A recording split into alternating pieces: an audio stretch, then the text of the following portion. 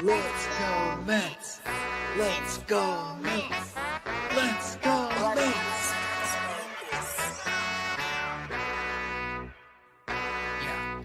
Yeah. You gotta believe and invest with your heart. Orange and blue till Mets do us part. Spring training, oh yes, it's the start. City Field gritty till Mets do us part. Hit home runs and knock it out the park. Big Apple till Mets do us part. You gotta believe and invest with your heart. Listen to the show till Mets do us part. John from Brooklyn, Gibby reps NJ. With the other team, I don't care what your friends say. Mets fans, we focus like a sensei. Listen to the podcast Monday, Wednesday.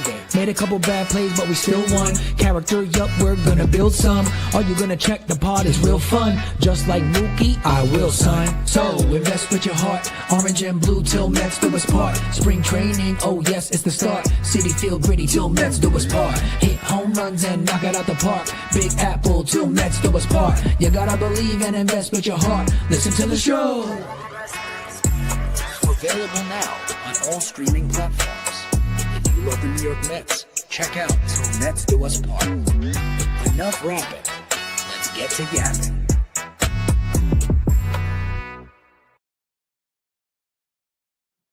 Yo, what's going on, everybody? Welcome into another episode of Til Mets Do Us Part. We are live on YouTube, live on Twitter, live on Substack, like we are each and every single week. John Saponaro coming to you from North Hollywood, California, and that means my co-host, Matt Ibanez, holding things down back on the East Coast in New Jersey. Ibby, what a difference a week makes compared to what we were talking about last week to what we have to talk about this week. But before we get into that, it's going to be a jam-packed show. How you feeling, man? I mean, just to jump in real quick, and I'm seeing things in the comments, it is a big difference in the show this week because John's actually wearing a shirt this time. So fantastic. This is great.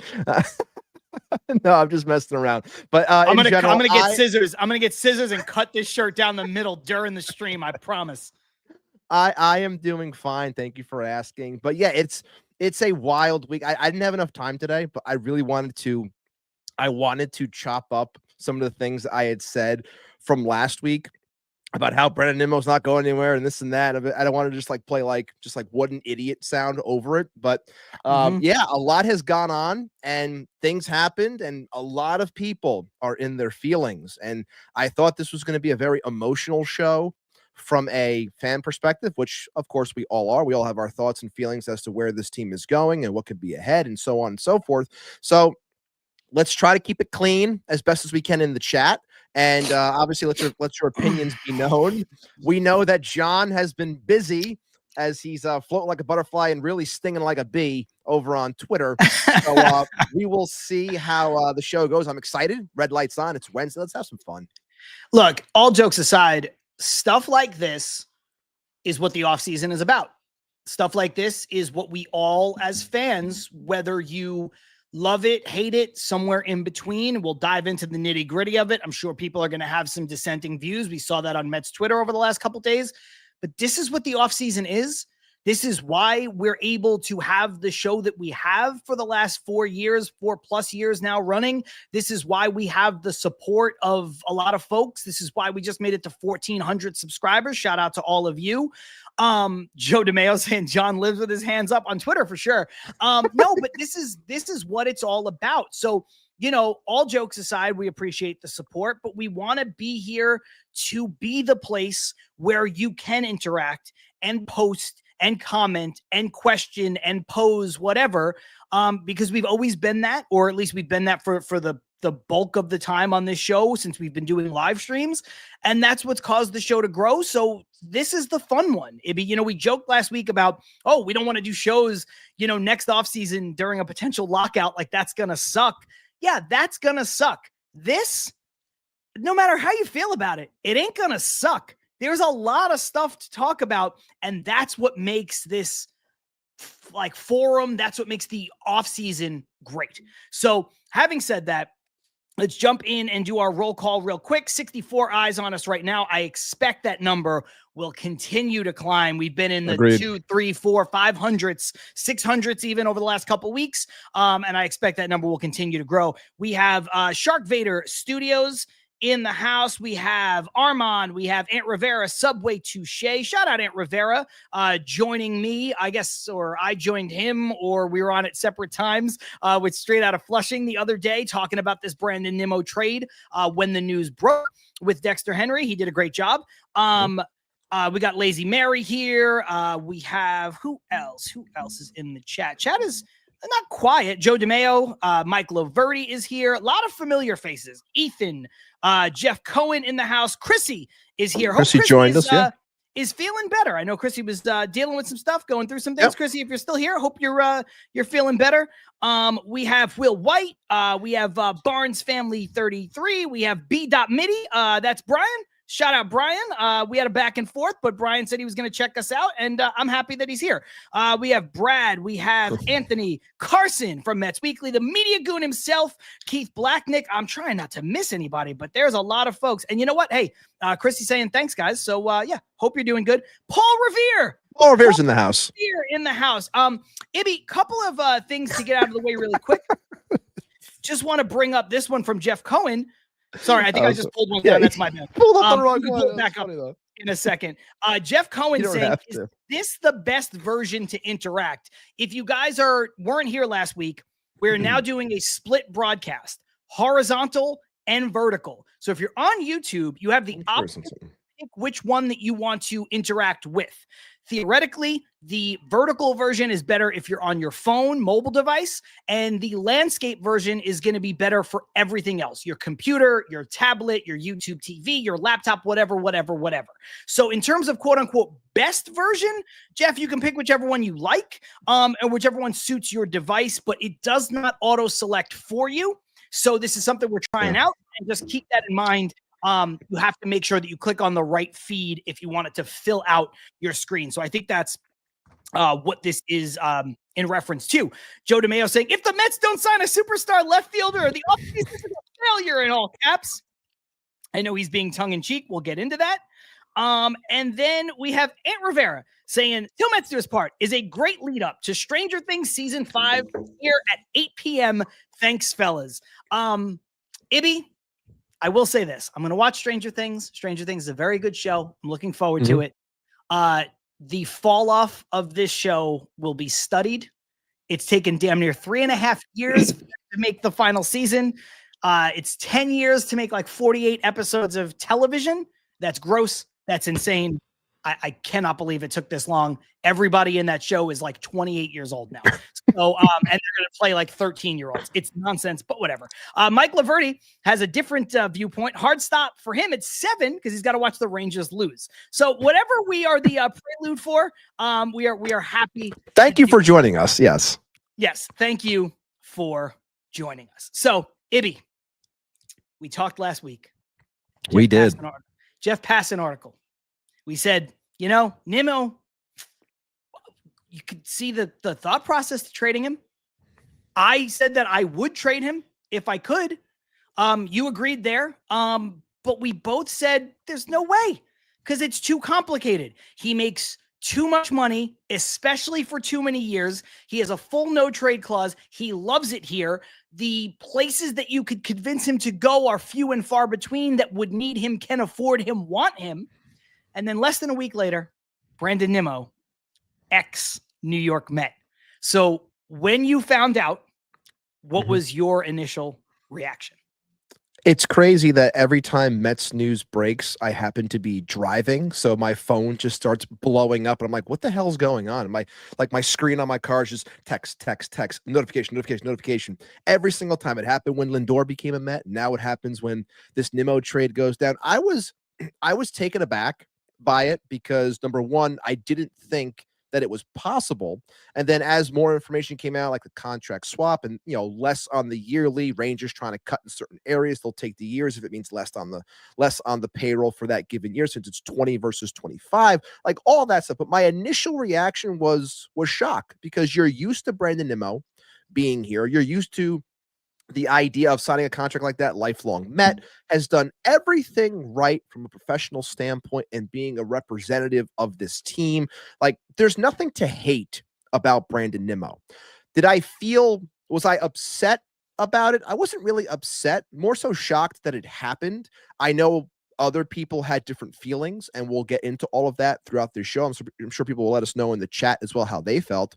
But all in all, I had been saying, as did John, like, change needed to happen for this team. So I knew that there were things that were going to happen that would make some fans feel uncomfortable and take away players that they like, or even going after players and ridding themselves of some players, even though that they're not the ones that are at fault. And I in no way think that Brandon Nimmo is at fault here, but there needed to be something as a catalyst towards change to create move of, being able to move pieces. Because if we're being honest here, and I won't get too long-winded here, but to be honest, like, if you didn't move off of someone like Brandon Nimmo, I felt that this offseason, which we talked about Will with, why I was like, I don't know what's going to happen, because it feels like this team's kind of landlocked on what they can do. This opens up a bunch of avenues. This makes the offseason 10 times more interesting now in terms of where they can go, how they can get better, how they can get better defensively, how they can improve the offense, and how they can get faster as well. The guy get a little bit younger in spots. So all in all, I was shocked, little upset, because it's like, I'm a Nimmo guy. John knows since we started the show, I was the Nimmo guy on the show, was happy when he got the deal, so on and so forth. But I also understand why this move was made. I'll wish him nothing but the best. Great person. I hope he's successful in Texas, does all the winning he can over there. Hopefully him and Jake can round out their careers properly down in the Lone Star State.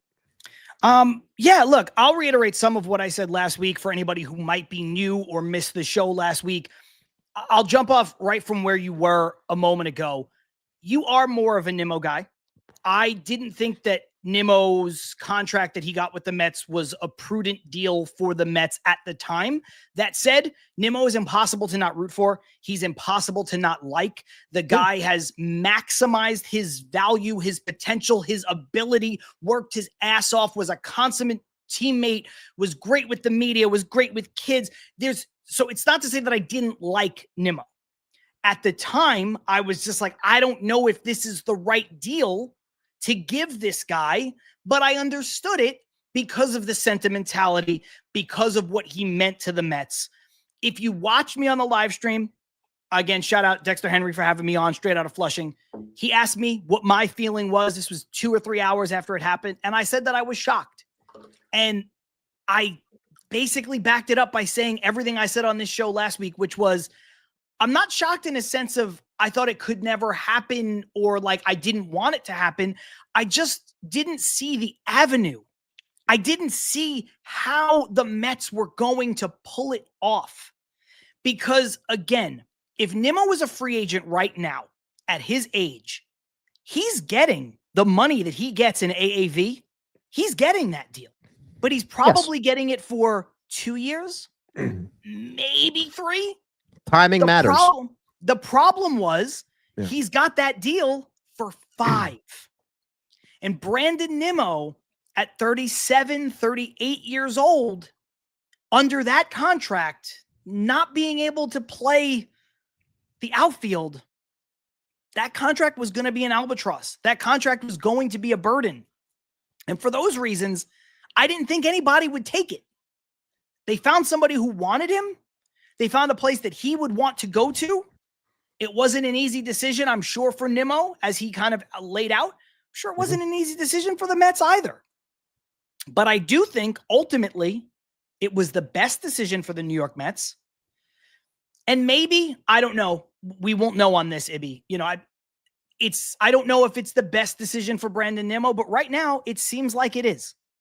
It seems like both parties are walking away from this with a clean break and no issues with each other, or no, glaring long-standing issues. Like, I don't think, when Nimmo's career is over, that he's like, going to spit in the Mets' faces and like never come back to an old-timers day. Now, the ship may have sailed to get number 9 up on the wall in Citi Field, but I don't think there's going to be these long-standing issues between two parties.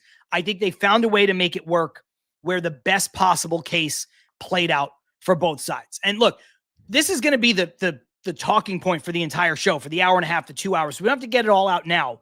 That said, I want to jump into the comments, pull out a couple things that have been flying in. And I think a lot of them are really astute observations. Mike Laverty, we'll just take them in the order that they came in. Low-key, my favorite part of the Semien trade is that it allows Lindor to see how a former shortstop prepares his body / transitions his game as a second baseman at 35 years old. I think that's an underrated aspect of this trade. I think that is a great comment. It's a fantastic point. Spot on. Yeah, absolutely.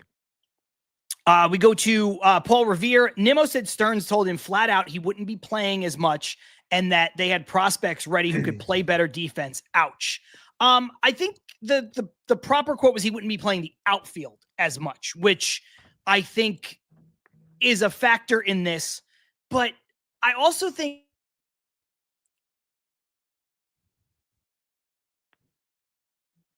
we talked about it during the season last year about how, maybe Nimmo gets at bats at DH. Nimmo doesn't profile as a DH. I understand he drives in runs. He found that. I understand he found more power. I mean, he's not a DH. He's not a good enough hitter day in, day out to be your guy who gets relegated to a DH spot. People are like, oh, is Alonso going to be good enough to do that? If you're questioning whether Alonso is a good enough hitter to be a DH, Nimmo is never going to be a DH. That's insane. He's like, not, he can't be your everyday guy. He has to give you value somewhere else. Yeah. Like when you're looking at something like, if you're talking about in the immediate, like it would have made sense if Nimmo was still here for him to get more time at DH and to give his legs a rest, which whether it's ankle, foot problems, whatever it may be. And we've been saying he's kind of been lumbering out in left field, which is doesn't help when it comes to the idea of run prevention and being better defensively. But as that goes on, like you look at the profile of Brandon Nimmo, you expect things to deteriorate over time. Is Brandon Nimmo's profile the type that you would want DHing? To John's point just now, it's like, no, like whose profile? I think it was Mike in the comments just said before, like who would you rather have, a 38-year-old Brandon Nimmo or a 36-year-old Pete Alonso? And when you look at the DH spots, like based off their profiles, I'd rather have Pete. And a lot of people are, upset about like not having both. But again, this comes back to, you have to have some sort of change here. You have to have some sort of, you can't keep doing the same thing over and over again. And this offers a chance for this team to switch it up a little bit. And I think a lot of people are so quick to be upset about this, not only from the Nimmo standpoint, but from the standpoint of thinking that this is the only move that's going to happen. Again, guys, it's November 26th, and I will be careful with how often I use the date as a determining factor in judging something, but right, because you can do that in perpetuity until it's spring training. Yeah, of course. But I'll be careful when it comes to that. But right now, I've been saying I think that this is a precursor type of move, and I think that it's going to lead to more. So the ones that feel as though that this is going to be, they're banking on Marcus Semien to turn back time and be what he was in 2023. It's like, I don't think it's that. I think there's going to be more to come. There has to be, because there's still a lot of holes in this roster, and there's going to be more. You just got to let it play out a little bit.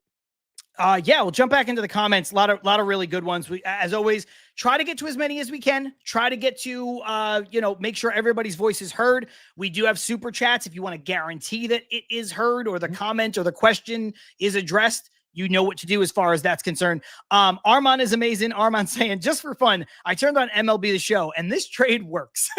So I guess that trade would have gone through even by MLB The Show logic, which is not great.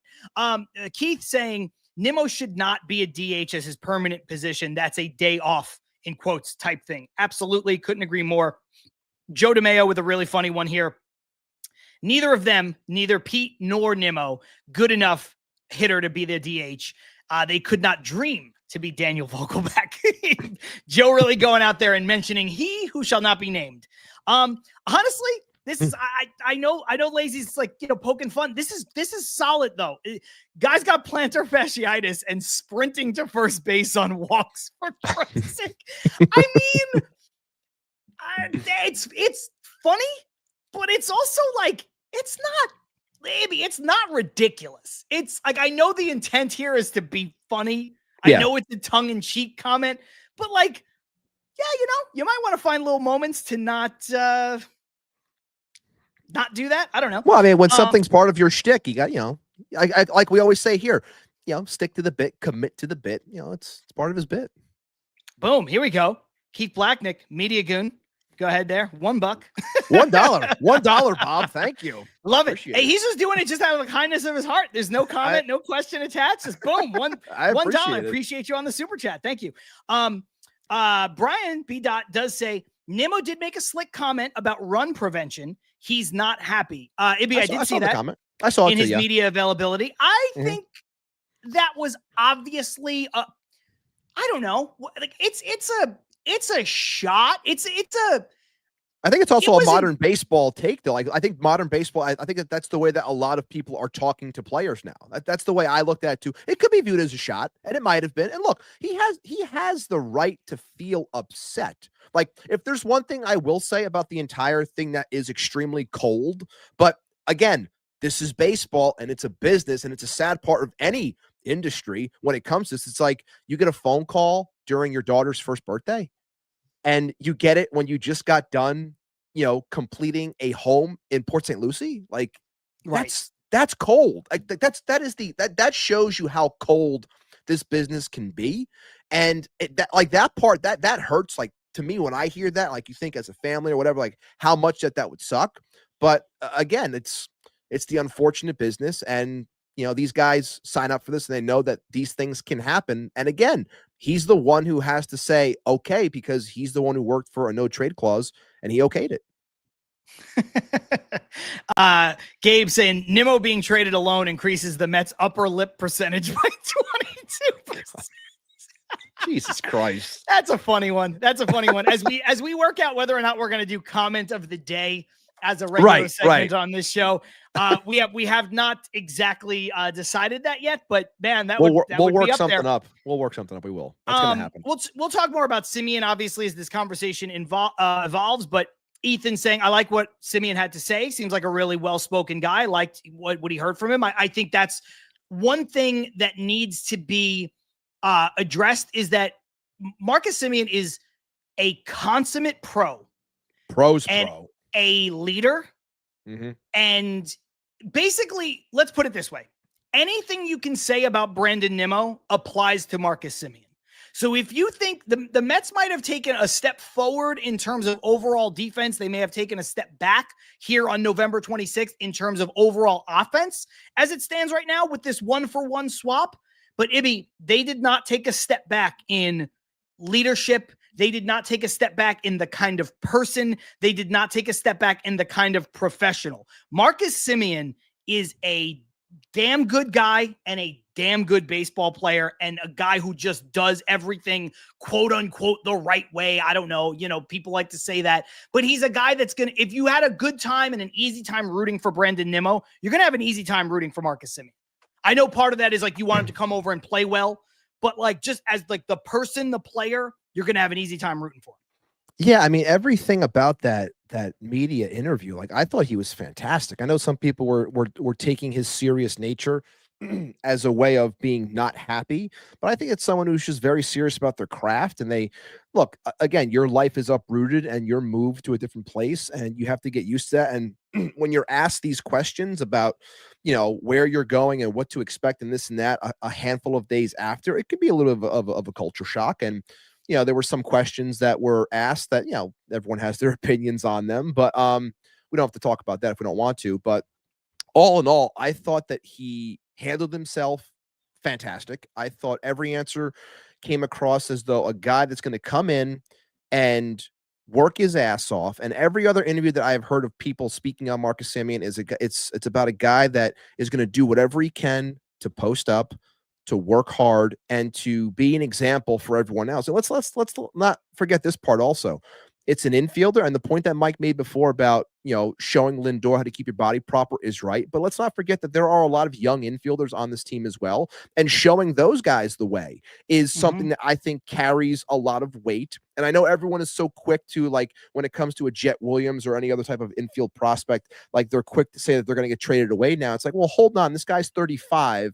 You're not just going to give away everyone and bank on this person moving forward for the next 3 years. Like, you still have to have depth and things like that. So I think showing the way to those types of players is going to play big in all of this as well. But yeah, all in all, I was thrilled with everything he said.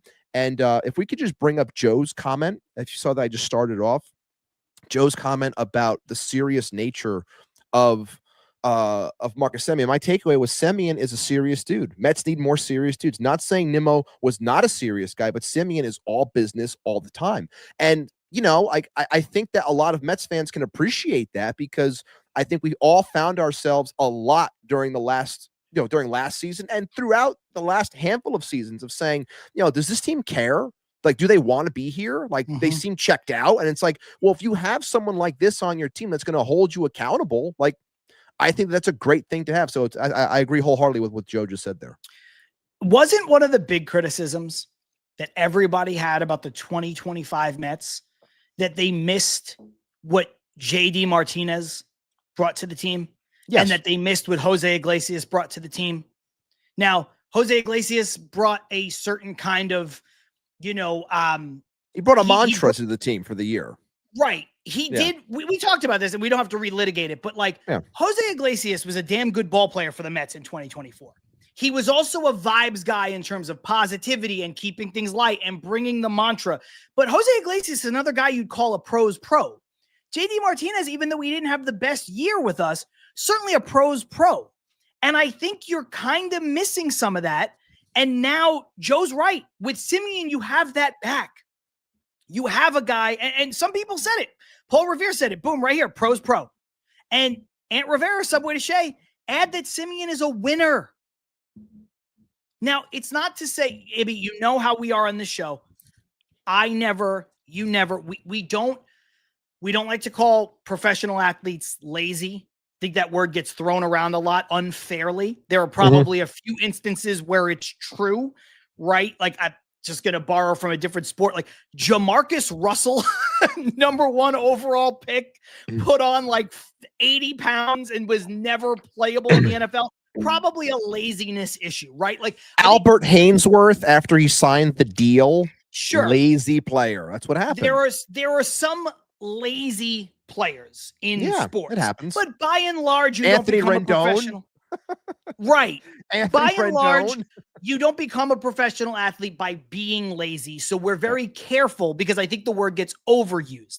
The other thing that I wouldn't want to say is I am comfortable calling certain players winning players, but that doesn't mean that I'm comfortable calling a lot of players losing players. Because again, I think there are probably some. I think Anthony Rendon would qualify as a losing player in that regard, in addition to being a lazy player.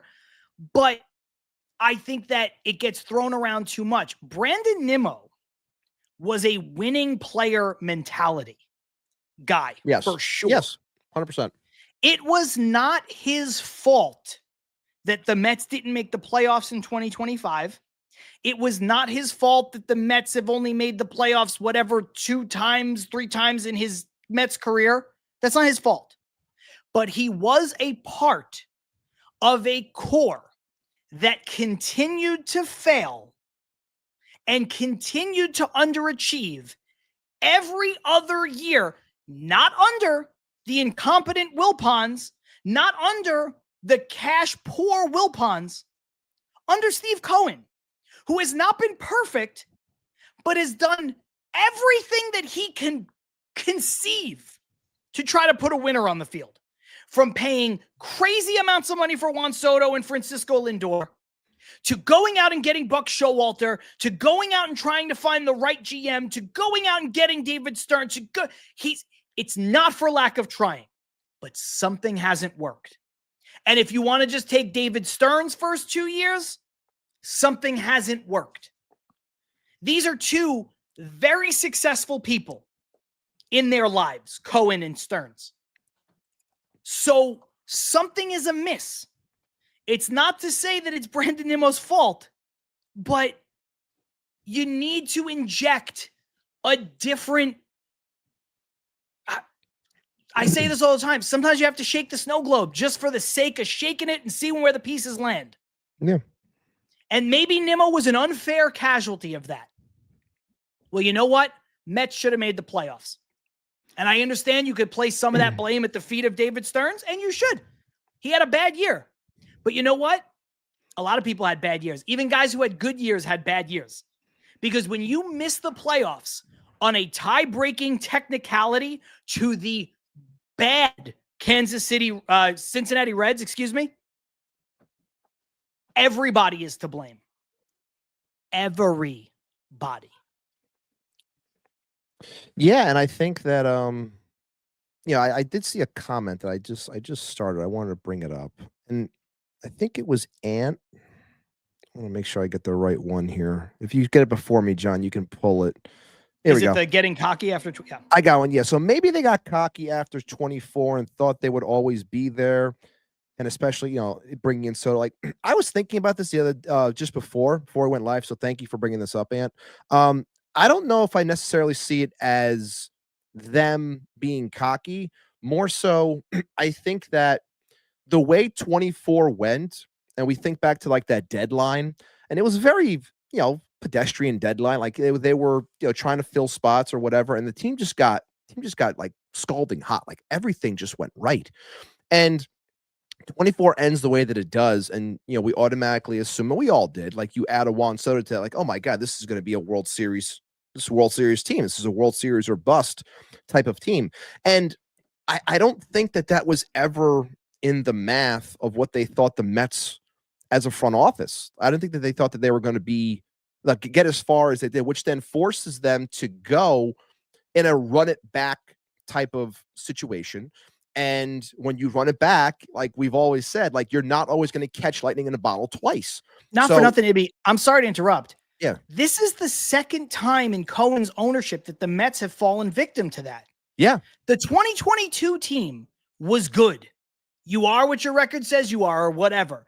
That team was not 101 wins good. Let's make sure we keep things together. They made decisions based off of that team overachieving and things breaking right. And what happened? It blew up in their face. It did. The 2024 team, I give them credit because their back was against the wall. They were terrible. They rallied, Grimace, OMG, all of it. Yeah. They deserve credit. But that team was not good enough to be kept together and to be, like glued to be given another chance to go get it, not after failing 2 years before that. Right. And I know you inject every year, there's some new people.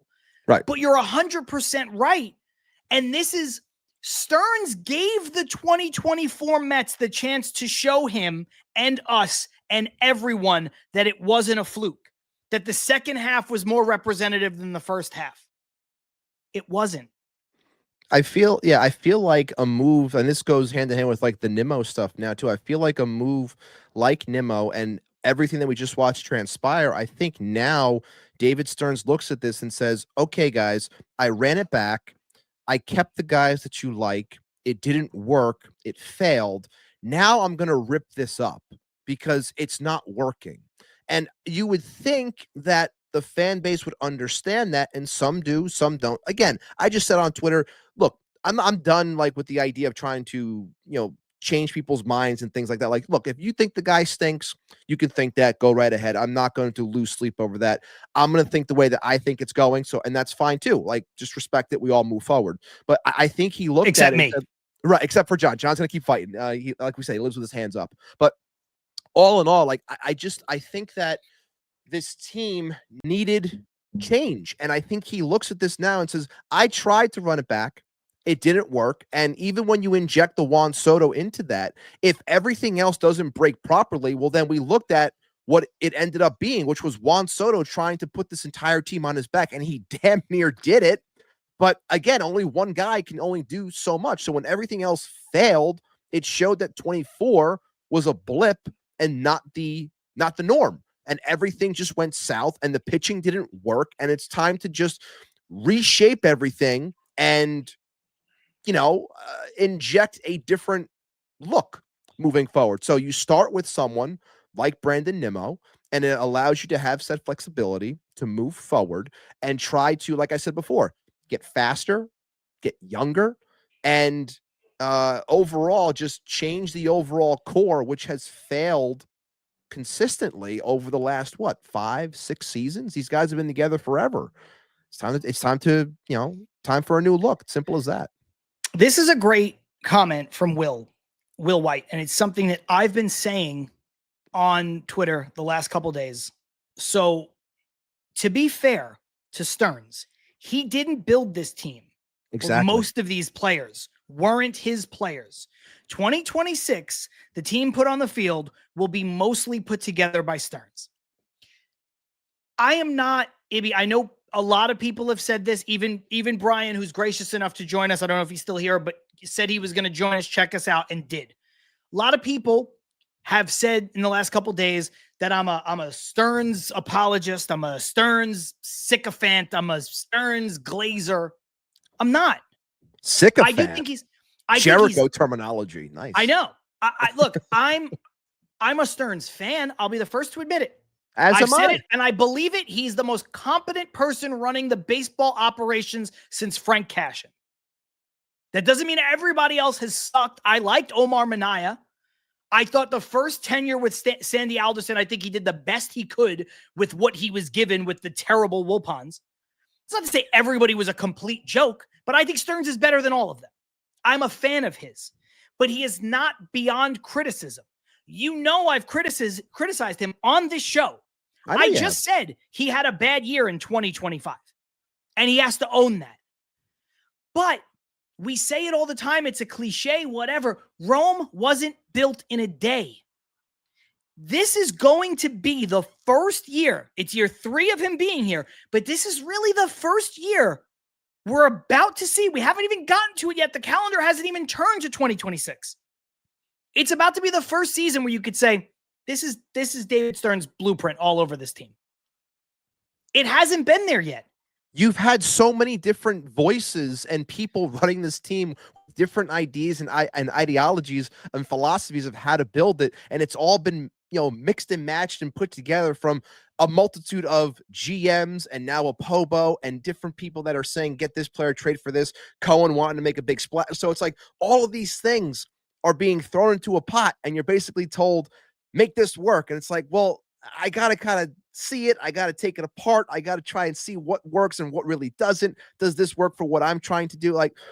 And again, my biggest thing is I don't know if it's not David Stearns for people. And we've talked with, hang on, Ebby, hang on. Yeah. Dylan Cease to the Blue Jays, according to Aunt Rivera. Did that really happen? I don't know. You lying to me, Aunt? Do I got to stop my point now? Where was I? I forgot where I was even going. I didn't want to interrupt you, but that's big news if true. Huge if true. 210, 7 years, 210. Damn, there you go. All right, good for him. That's awesome. It's big money. Good for him. What were we talking about? Sorry, I didn't mean to interrupt you, but I wanted to get it out there so that everybody knew. Dylan Cease, who I like Dylan Cease. Just to talk about this really quick, and then we'll get back into the Mets-centric stuff, Ibby. I thought Dylan Cease had potential. I think he's shown flashes of ace-type stuff, and I think with the right situation, he could really grow into that and become that on a consistent basis. I thought of all of the players that received, of all of the starting pitchers that received qualifying offers, Dylan Cease was the only one that I would have been willing to sign. I think everybody else is too risky to attach the draft pick compensation to when you can try to trade for Sandy Alcantara, when you could try to trade for Joe Ryan, Freddie Peralta, to a lesser extent, Tarek Skubal, because I don't know if he's available, whatever. But Cease was the only one who intrigued me, but I never thought it was realistic. 7 years, 210, I don't think is an insane contract, but you are paying for some upside there. So, I don't know how you feel about it. We never really talked about Cease on the show. We never really got to it because free agency never really kind of started in earnest. The Mets had their own things going on that we talked about on the show every week. We never really mentioned Dylan Cease. So I don't know how you feel about this deal. We'll just get your thoughts on it. I gave mine, and then we'll move back on to Brandon Nimmo. Yeah, I mean, I always thought that Cease, when it came to the guys that were available, I thought that Cease would be a guy that Stearns would go after if he was going to go into this market, even though I had questioned this entire time if the Mets were actually going to spend on these pitchers. I've been saying, and I stick to it, that they were going to improve their pitching via the trade market and use their capital to do so. I didn't think they would be Framber. I didn't think it would be Cease. I definitely didn't think it'd be Ranger Suarez. Maybe dabbling with like the Michael Kings potentially, but I never thought that Cease was like a legit target. But if there was word that the Mets were going to shop and actually be a part of these pitchers, I thought Cease was the guy that they would go after. But 7 years, 210. you know, it's big, but it's a 30 a year. So it's how old is Cease? 20, is he 29? 28, 29, I think. A lot of people are saying in the comments that that's you know, an overpay and they wouldn't go to that level for him. And that's, yeah, I mean, he turns 30. He turns 30 in December 28th. Okay, so he's pitching as a 30-year-old. That is kind of a little bit more than I would be comfortable with. But again, it's Steve Cohen's money. It's if the Mets really wanted a player like that, Ibby, I wouldn't get angry where you're like, I'd rather give this guy a 5-year deal at $30 million, but I'm not going to give him 7. If you want a guy, go get the guy. But I do understand people saying that's a bit of an overpay, I guess, for what Cease has done in his career. Paul Revere saying, I was thinking 150, 160 for Cease. That's what I was thinking. Yeah. 30 million AAV is kind of crazy for Mike Laverty. I guess that's fair. I guess it is a bit high for somebody who's done what he's done, but that's where the pitching market is going. I don't know. To me, I just think like starting pitchers that are even decent get $30 million now. Like that's just what it is. Carson, Carson buys into Stearns' approach on this. 7 years to a starter, #no. I think that's the biggest thing, right? Like, Mike Laverty, could the Jays have had to pay that much to offset international tax? Could be Possible. part of it. Maybe we'll find out about that. We also, with the Jays, also it comes down to like getting as close as they did and losing in heartbreaking fashion. That 100%. They had to go out. They had to go out there and prove, number one, that they're going to try to at least run it back and bring in new talent to try to get back to the promised land and get into that game at least. But also they got to prove that people are willing to take their money, and someone was willing to finally take their money outside of Vlad and the run that they just had. So you want to build off of that. That good juju, if you will. And they could still go out there. They have very rich owners. They were top 5 in payroll. Like they can go out there and continue to spend money if they want. I think they're the 3rd or 4th richest team by owner in the sport. They're owned by the Rogers Telecom conglomerate, so they have plenty of money. So like hearing something like that, I don't think this takes them out on Bo Bichette and bringing him back if they want to. Seeing that is a little bit of a shocker, but I thought that they were like legit players for someone like Kyle Tucker. And look, they still very well could be. Might be. But seeing something like this is a little shocking, but I think that the Jays wanted to prove that somebody would take their money outside of Vlad. Want to jump back into the comments. Two really good ones of differing viewpoints here. Stevie Mack, shout out Stevie Mack. I'd rather 30 a year for Cease than 17 a year for Montas. When you look at it like that, it's not that crazy. It's not that crazy. Here's the counterpoint though from Joe DeMeo.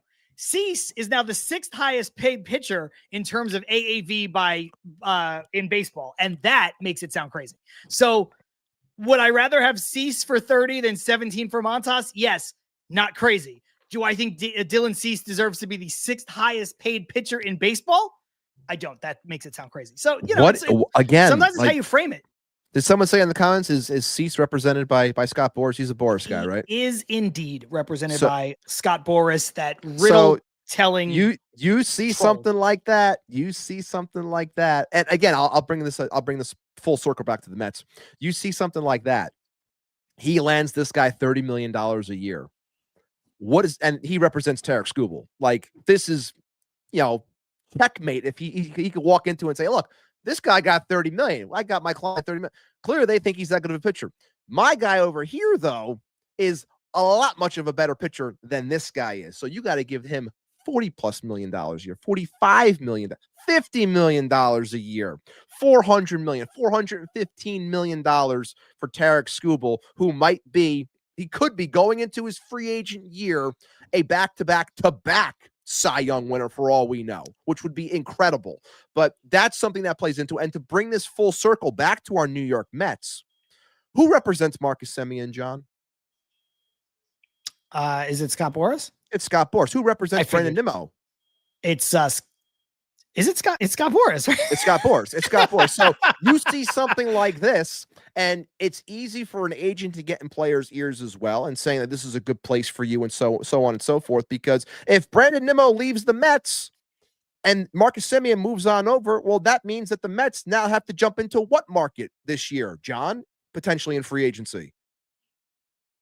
The outfield market. The outfield market, where And- he corners the market because he reps both Kyle Tucker and Cody Bellinger. Well, no, he doesn't represent Tucker. I don't think he represents. He doesn't Tucker. represent Tucker? I don't think he does, but he does represent a guy that they've been connected to in Cody Bellinger, as well as representing Pete Alonso, where he can say, look, you need both of these guys. I rep both these guys, so you got to pay this money because you've opened up a lot of avenues. You got better defensively at second. Well, guess what? Now we can get over. I know you're worried about Pete's defense, but now you're protecting him with Semien over there. And you need to you got to do better in the outfield now, too. My guy over here, Cody Bellinger, much better defender than Brandon. Much better. Lefty, back in your lineup, can move around a little bit, too. Could spell Pete a little if you want to move him to DH a couple days a week. Like, you look at this thing, and it's like Scott Boras is a master manipulator, in my opinion, when it comes to all of this. So, yeah, that's just bringing it back full circle for our New York Mets. This is certainly, it feels this way, Ken. Is Boras the only agent in MLB? Certainly feels this way. It definitely does. I just assume everybody's repped by Scott Boras who's of a certain like caliber of player and stardom. I know that's not exactly the case. Like you said, Tucker's not. I thought he was. It wouldn't have shocked me if he was. He is, to borrow the line from Thanos, he is inevitable. Which then brings up my question. Is Scott Boras, like when you look at everything when it comes to baseball, does baseball hate the fact that players get paid what they do, or do they just hate Scott Boras? Is Scott Boras the reason why every owner hates where money is going and wants to potentially lock out and wants to put a cap on things so they can take away what Scott Boras has been doing for the better part of, 3 decades, whatever it's been to this point? I feel like baseball hates Scott Boras when it comes down to it. I want to bring this up from Ocean View Coffee Shop. The Mets have 0 pitching. Why do you keep talking about position players? LOL. We will get into the pitching side of it and where the Mets go from here in the second half of the show. We've talked last week. We talked about, and I think Ocean View is a new or new-ish commenter, so welcome to the show. We'll talk more about the fallout of the Brandon Nimmo stuff and where they go from here, not only in the outfield market and with Pete, but also with the starting pitching. But I do have a question, and that is Ocean View Coffee Shop. Where is your coffee shop? I can't tell from this picture. I think it's in front of the ocean. Yes, I get that. Thank you. What I meant was, is that the Atlantic Ocean, the Pacific Ocean? Is this a coffee shop that I can go to? Because I don't live near the Atlantic Ocean. Maybe he's a gatekeeper. Maybe he's a gatekeeper. Maybe he doesn't want you coming to get his coffee because he doesn't want to, listen to you talk about David Stearns. I don't know. Maybe he doesn't want to tell you. I mean, that's all right. That's wow. Okay. Could be. I don't know. Oh, you know what? There you go. He's right by you. Hey, in La Jolla. Okay, I'll come down. and check you guys out. There you go. I don't know if Ocean View knows this, but I live in North Hollywood. So not exactly down the block from La Jolla, but La Jolla is beautiful. So I was hoping that maybe it would be a West Coast shop that I could come down and check out. That's purely for me, for nobody else. It's okay. Every once in a while, I need to take 2 minutes to talk about whether or not I can get coffee on the West Coast. Anyway, Ibby, there's a bunch of comments in here that we start off earlier, and I want to just kind of run through them really quickly because the conversation keeps evolving, but I think a lot of them are sort of important to the overall scope. So maybe just kind of hit on these really quickly. Armand said this before, and I think this is a very astute observation as we get off of the pitching stuff and back to the Brandon Nimmo situation. There are only 3 types of trades with a contract similar to Nimmo, and those are a 1-for-1 swap of bad contracts. The second is paying it down for a return. The third is attach a high-ranked prospect to shed the contract.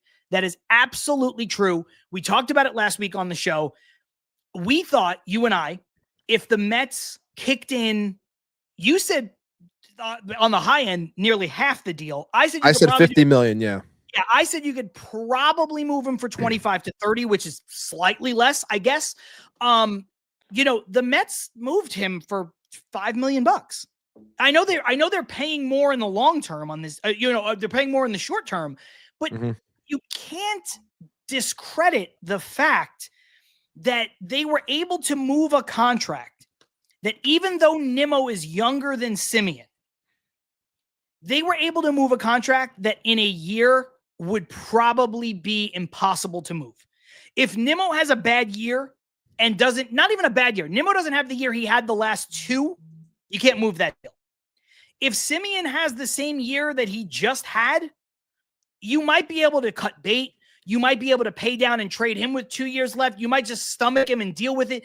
There's a lot more you can do. This contract at 3 years is so much easier to deal with than 5 years of Brandon Nimmo. And we can go under the hood in a minute with some of the Marcus Semien stuff. I'd like to, but that's just what it is. It's better to have Marcus Semien under contract for 3 years than it is to have Brandon Nimmo under contract for 5. Period. Full stop. Nick LaDuca said he's definitely a better fit, talking about Semien for the roster for this team. McNeil should go next. I completely agree. Brian said 1-for-1 trade. I don't like it, but time will tell depending on what else they do with the added flexibility. That is the key. The flexibility of what comes next is a very, very, very important part of it. Joe DeMeo said none of us saw it coming. Pretty hard to pick out, 1, a contract coming back that fits, and 2, a team that not only wanted Nimmo, but would part with that necessary piece. I know you said this before, but it bears repeating. Would you rather have a 38-year-old Brandon Nimmo as your DH or a 36-year-old Pete Alonso as your DH? I do think, and we can talk about this in the second half, that Pete Alonso coming back to the Mets becomes more likely, not less likely, with Brandon Nimmo off the team. I think that that's something you have to really consider.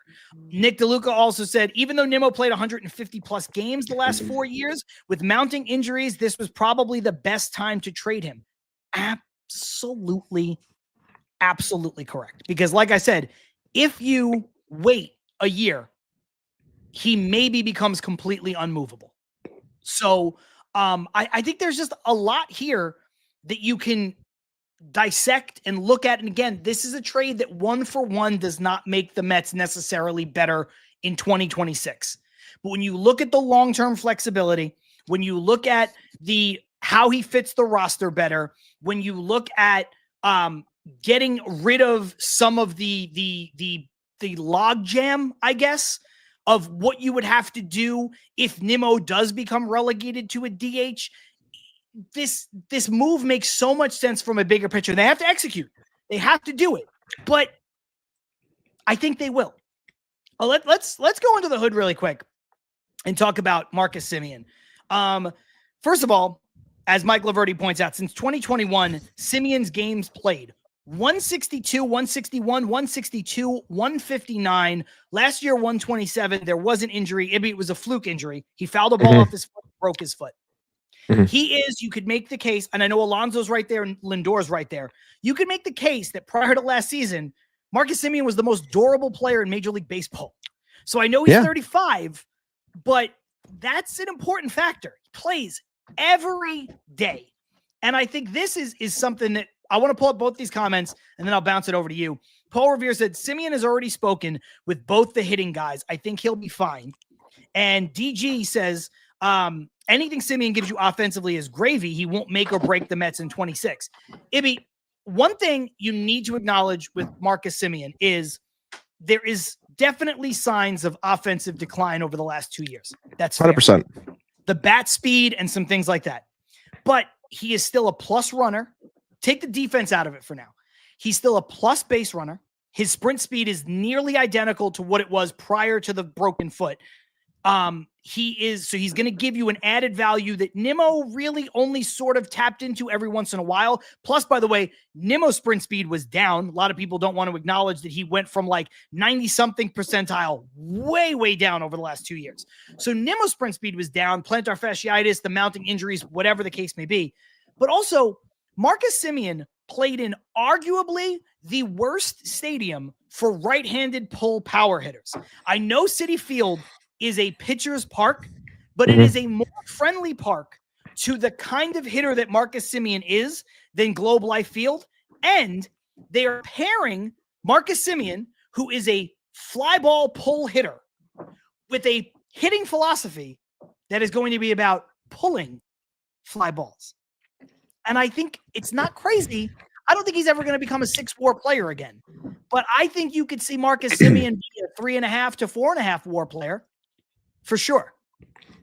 I think that to Edge's point, talking about how anything he gives us offensively would be gravy. I agree with that because I think that the precursor that this move is going to lead to building the offense up to a point where anything he does give you would be fantastic. And if he can channel something that he had prior, that'd be great. But this was more done so from the defensive perspective, leadership perspective, and anything he gives us offensively would be great because I think that they are going to add to this offense and get better. So to the point where you're not, I mean, will there be nights where Marcus Semien is probably batting maybe 2, maybe he's batting 5th, but I think the idea would be him a little bit more so in the second half of the lineup as opposed to depending on him to be a run producer to the ilk that he was, 3-4 years ago. So like, that's the way I look at it. And if that doesn't come to pass, if I'm looking at it wrong and Marcus Semien is batting 4th for this team going into 2026 and nothing else was done, then I will gladly say I was wrong. And I don't like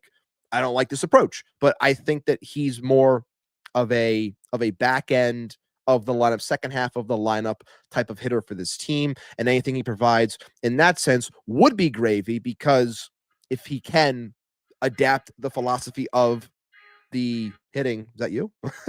It's going on outside. Yeah, there's nothing I can do about it. Adapt the philosophy that Jeff Albert and Troy Snicker are trying to apply here and can channel what he was a couple of years ago. Fantastic. Great. But like I said, I think he is more so here for everything else he provides. And the offense is going to be whatever it is. Hopefully it's great, but I think it's the other things. But I also feel that the rest of the offense is going to do a good job of carrying what he does provide, if that makes sense.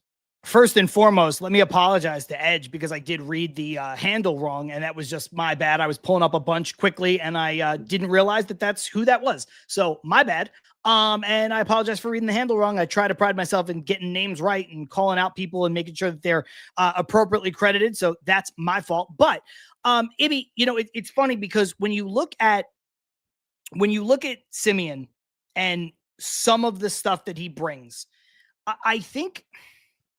Again, I don't think he needs to be. You're right. There is probably times he also hits left-handers well historically and last year.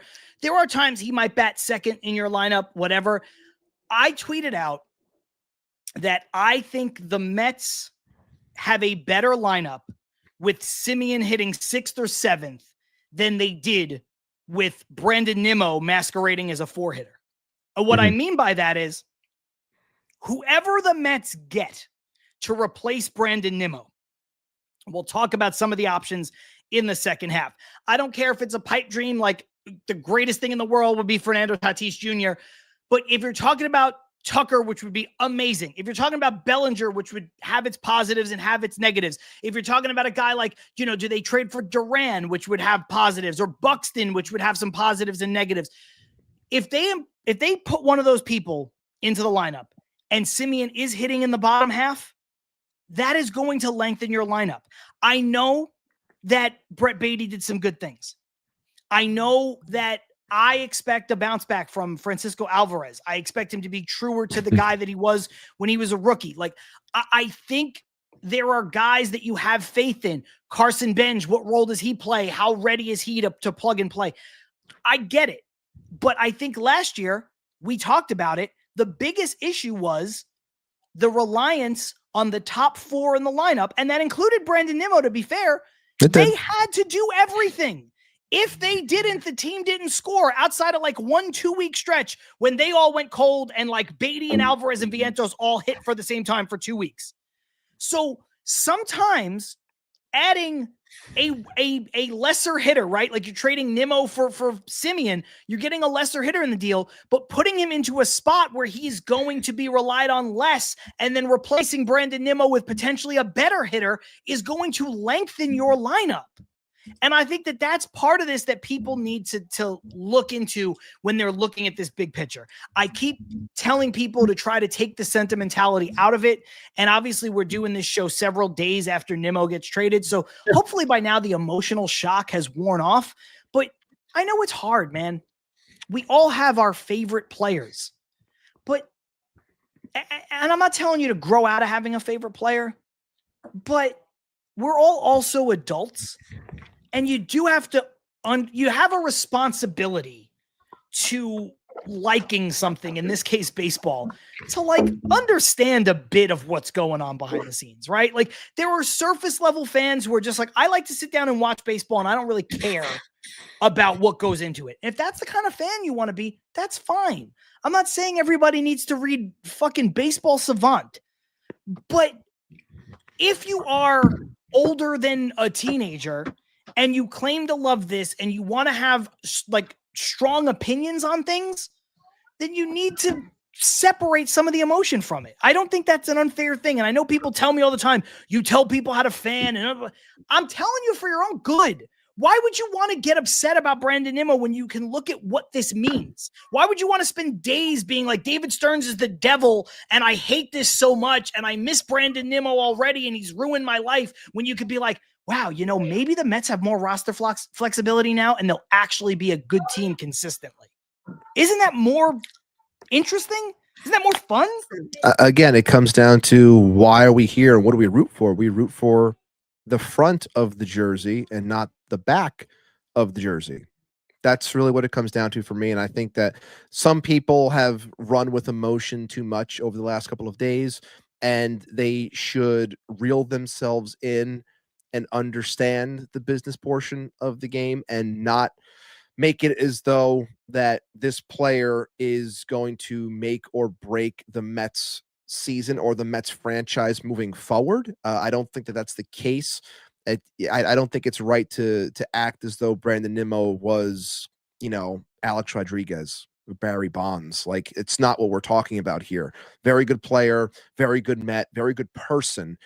All in all, what you would want a baseball player to be from a professional standpoint, from a media standpoint, from a, like Johnson before, how to handle kids standpoint, like all of those things, like fantastic. But let's not make it seem as though he was putting up Juan Soto type numbers.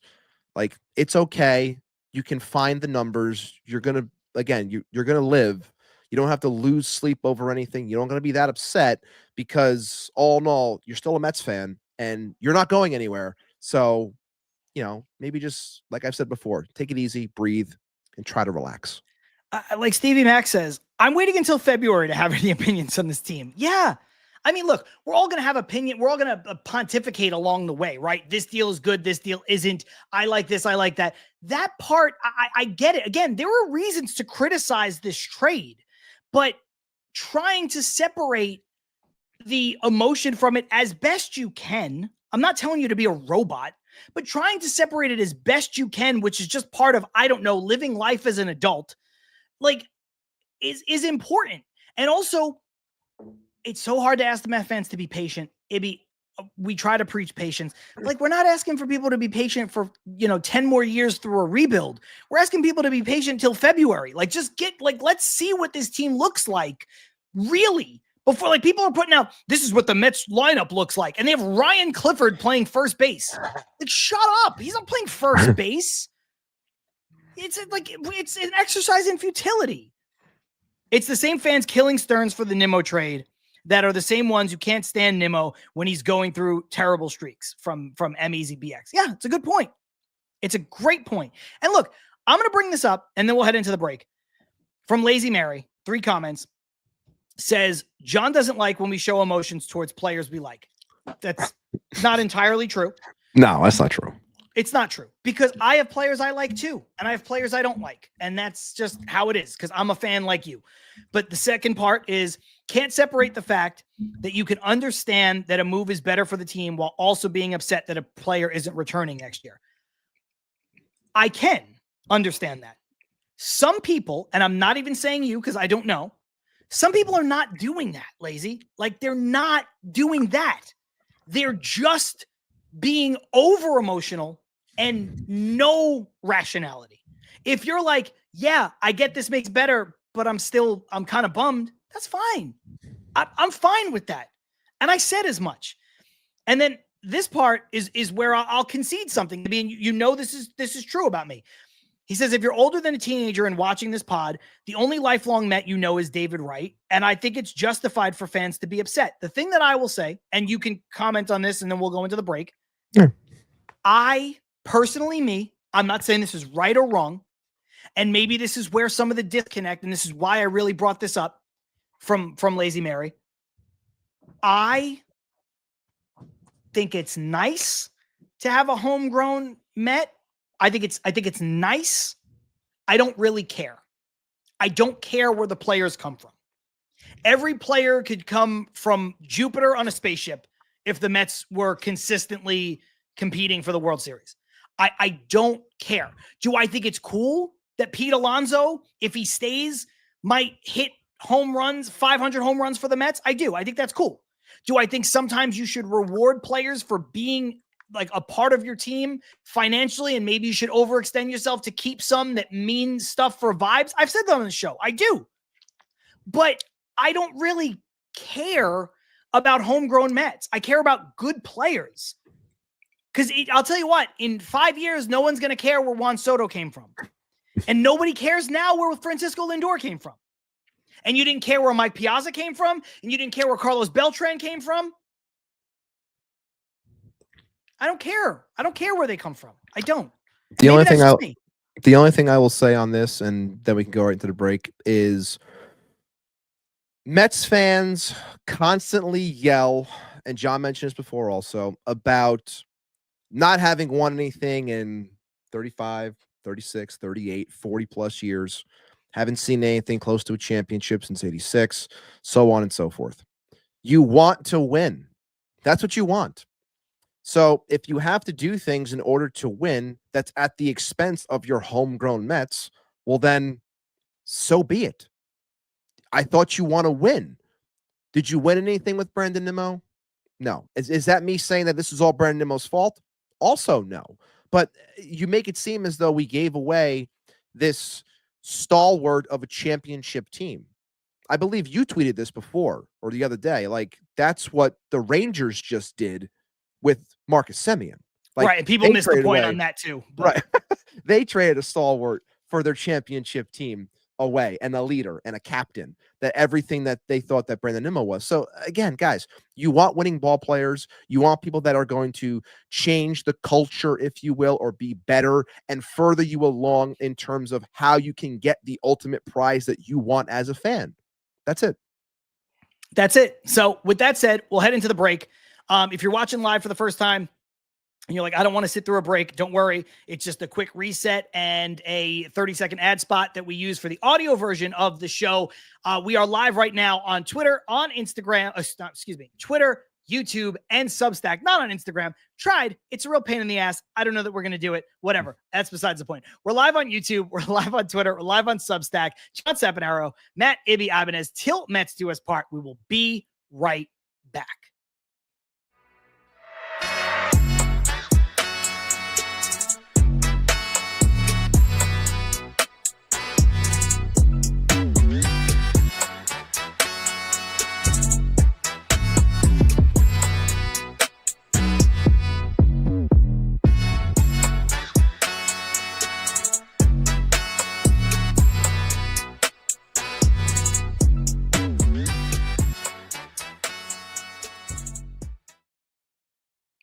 Yo, just like that, we are back with Til Mets Do Us Part, live on YouTube, live on Twitter, like we are each and every single Wednesday, starting at 5:30 p.m. Eastern or thereabouts. I think we're about 8 minutes late today. I saw a lot of chat, a lot of Twitter lighting me up for being late. I'll take it. It was me this time. It's the day before Thanksgiving. Had a couple of things to do. John Saponaro out in North Hollywood, California. We got Matt Ibanez. His Wi-Fi is fine. He stepped away for a moment.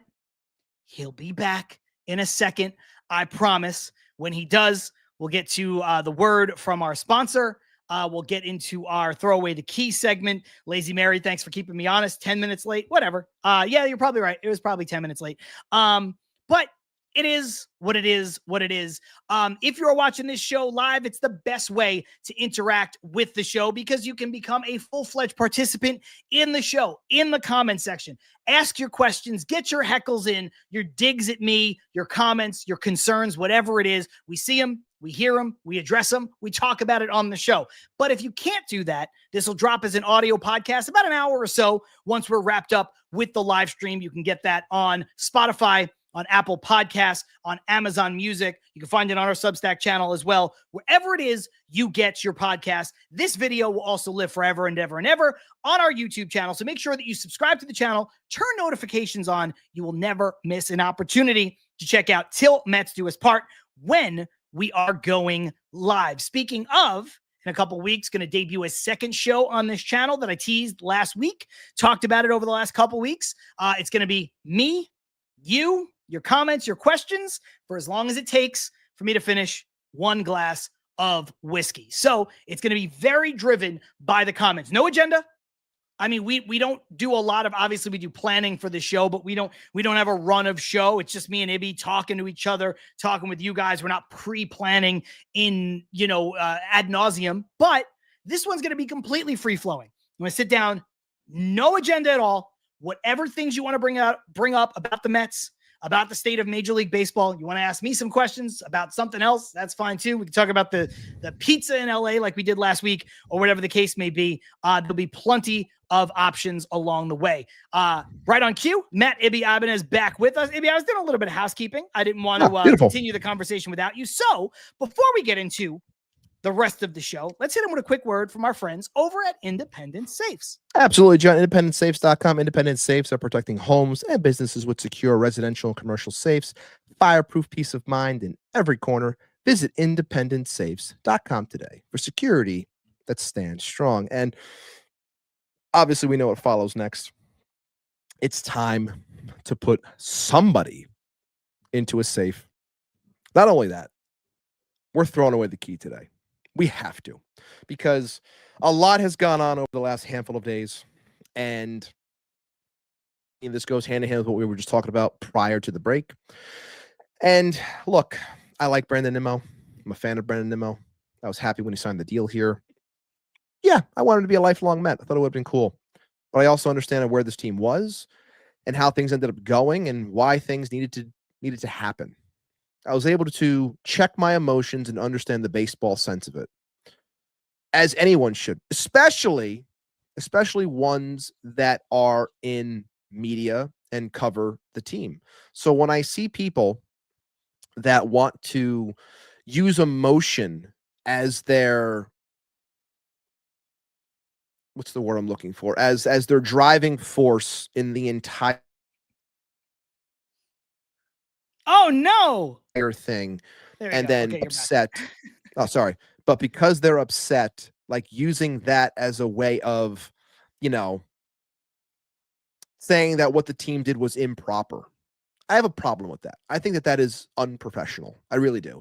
And that's my take. And I'm putting anyone and everyone in media that was acting this way over the last handful of days, because I think that you can do better than that. And I don't think you need to drag the likes of Marcus Semien into it either. I just think that that's just garbage. So for that, I'm putting said media into the safe. Be better. You can do a lot better than what you just did. Got a couple comments here. Carson saying, put that Cease contract in the safe. Fuck that shit. Very, very eloquently put by Carson. I wasn't gonna. You know what? I'll bring it up. I'll bring it up. Careful. I don't know. I don't want to feel like I don't want it to come off like I'm endorsing this. I'm not. Do you see which one I have starred? Where am I look? I don't even know. Let me see. Started. It's right above Carson's. I don't want to, I don't want No. No. It's funny, but no, I feel like that's not, I wouldn't do that. It's not cool. Look, I did bring up this when you were talking. And I want to be fair when I Oh man, where is it now? Oh, here we go. I brought this up from Ethan, and he's not the only person who has this sentiment. Okay. I know what you were saying is alluding to this. Keith Blacknick, the media goon, he's been in the comments. He also is the man behind the scenes at the QBC. He's the man who runs it all. Mark is a friend and a longtime supporter of the QBC. You and I have worked with Mark at the QBC. You'll be on the panel with Mark again at the QBC. I will. A lot of people saying some very harsh things, and they're entitled to say what they want to say. I'm not gonna blast him for this. I'm not gonna be super mean, but I do think I think he deserves to go in the safe for the way he handled the press conference with Marcus Semien. So I know you were alluding to it. I will just say it flat out. We've been pretty direct on this show before. I like Mark. I don't have a real issue with Mark. I have no problem with Mark. No, let me say this. I disagree with Mark constantly on Twitter. He does. On things that he says. And I will not be afraid to say it. It was, and you know what? I will Keith saying, Mark is a buddy, but he definitely needs to be put in the safe to keep him safe. No, I will bring this up to be fair.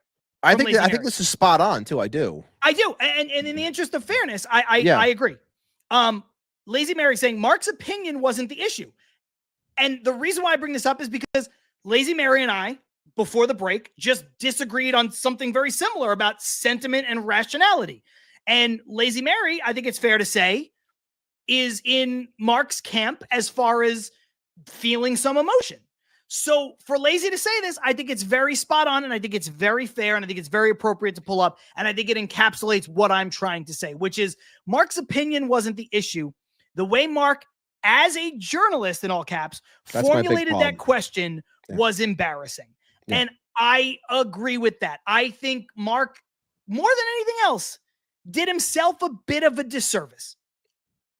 I think Mark, has had the opportunity, not just that one time, but at other times, to cover the sport, to cover the Mets.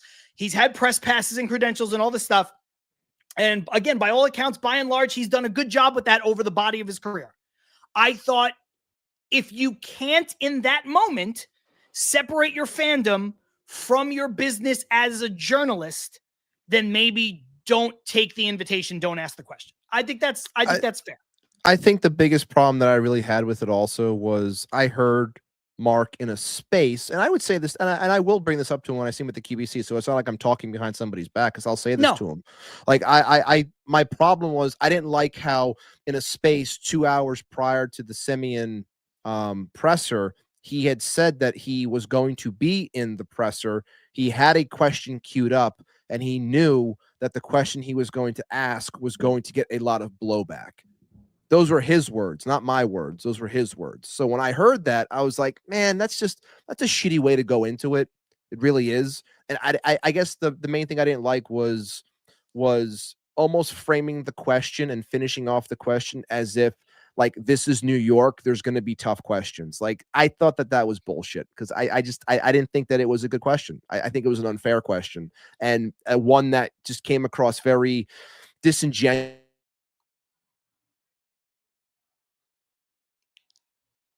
towards Marcus, and I think that was fair.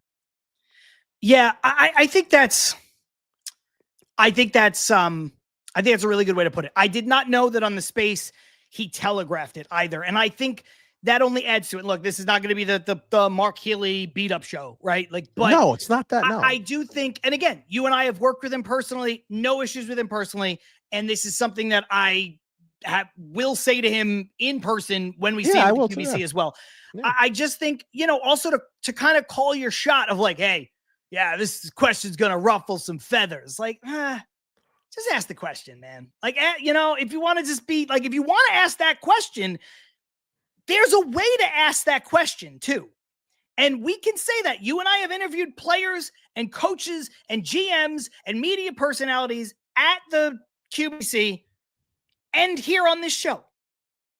And there's a decorum. And look, people could say, like Douglas Barnes, I think, said it earlier about me being, me calling for people to be emotional or not be emotional, and I'm super emotional or whatever. Right. But like, there is a time, like, I spent a decade interviewing people professionally. Like, there is a time when you're just like, all right, I'm going to set this aside and I'm going to do what I have to do. And so I do think, I do think it was a tough day. Keith saying I beat up Healy and Tex all the time. I do think, and like Keith said, like I just brought up a moment ago, there are ways to ask that question, and Mark didn't ask it that way. So look, you know what? Keith and Mark are friends. Keith and Mark are collaborators, and Keith is saying it. So it's just our efforts to be as fair as we can be on this show all the time. Yeah. Here we are. Yeah, and I just think that the fact that he was so adamant about the Nimmo stuff, and then he asked the question the way that he does, like I said, it just comes across. It comes across wrong. I feel like there should be, and I'm not a journalist. I'm not, but like I just feel like there should be some, some decorum and some understanding, and like, this is my job. I need to do this properly. I should ask this question the right way and not let my emotion take over. And I feel like emotion ran that question the entire time. Very well said. Good counterpoint from Joe DeMayo. Yeah, but Keith is also a big bully. So. That is true. That is true. Carson saying you're supposed to be a professional, act like it's simple concept. So we don't need to beat a dead horse on that. Especially like my follow-up to that would just be, especially when the media is always telling players to be professional. Like, well, then follow your own word and also be professional. That is fair. That is fair. There's nothing else to say about that. Ibby, look, we're well into the second half of this show. I know some people said they were going to dip out of here at 7:00, which it is now on the East Coast, to watch the Rangers, and Stranger Things premieres in an hour or whatever the case is. We'll be out of here before the premiere of Stranger Things. If you're trying to watch the Ranger game, God bless or whatever. But Ibby, the other side of this trade is what's next. The other side of this trade between Brandon Nimmo and Semien, the Rangers and the Mets, is the flexibility that it creates. It's what I've been championing on Twitter. It's what a lot of people are excited about, and it should make this offseason more exciting, like you said at the top of the show. Mm-hmm. So the what's next is kind of this nebulous thing. Somebody said before, it was Ocean View, said, well, what about the starting pitching? Mm-hmm. What about the outfield? What happens with Pete Alonso? There's a lot of places we could take this. So I'm just going to kick it over to you. Mm-hmm. What is next if Ibby is running the Mets? Because all we can do at this point is speculate. There are free agents that fit the team. There are trades which are harder to predict because you and I are not in the front office of these teams. We're not on phone calls. We can speculate on trades, but it's even harder than free agents. So, and if the Nimmo trade proved anything, it's that it's really, really hard to tell what's going to happen as far as trades go. So if Ibby was running the Mets, where are you going? Where are you going next? The simple thing that I'm going to keep on saying, and I'm going to keep on saying until it happens, and that is lock up Edwin Diaz.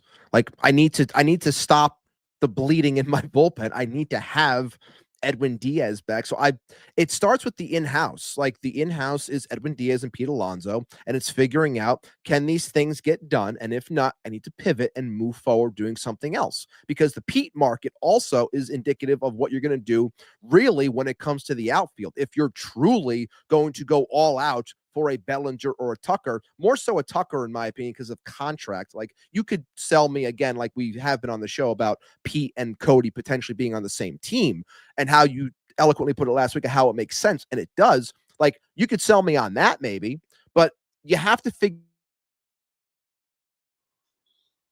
out what's going on with Pete. That's the number one spot you have to go to. That's the place where I start and I say, Edwin, here is 4 years, $88 million.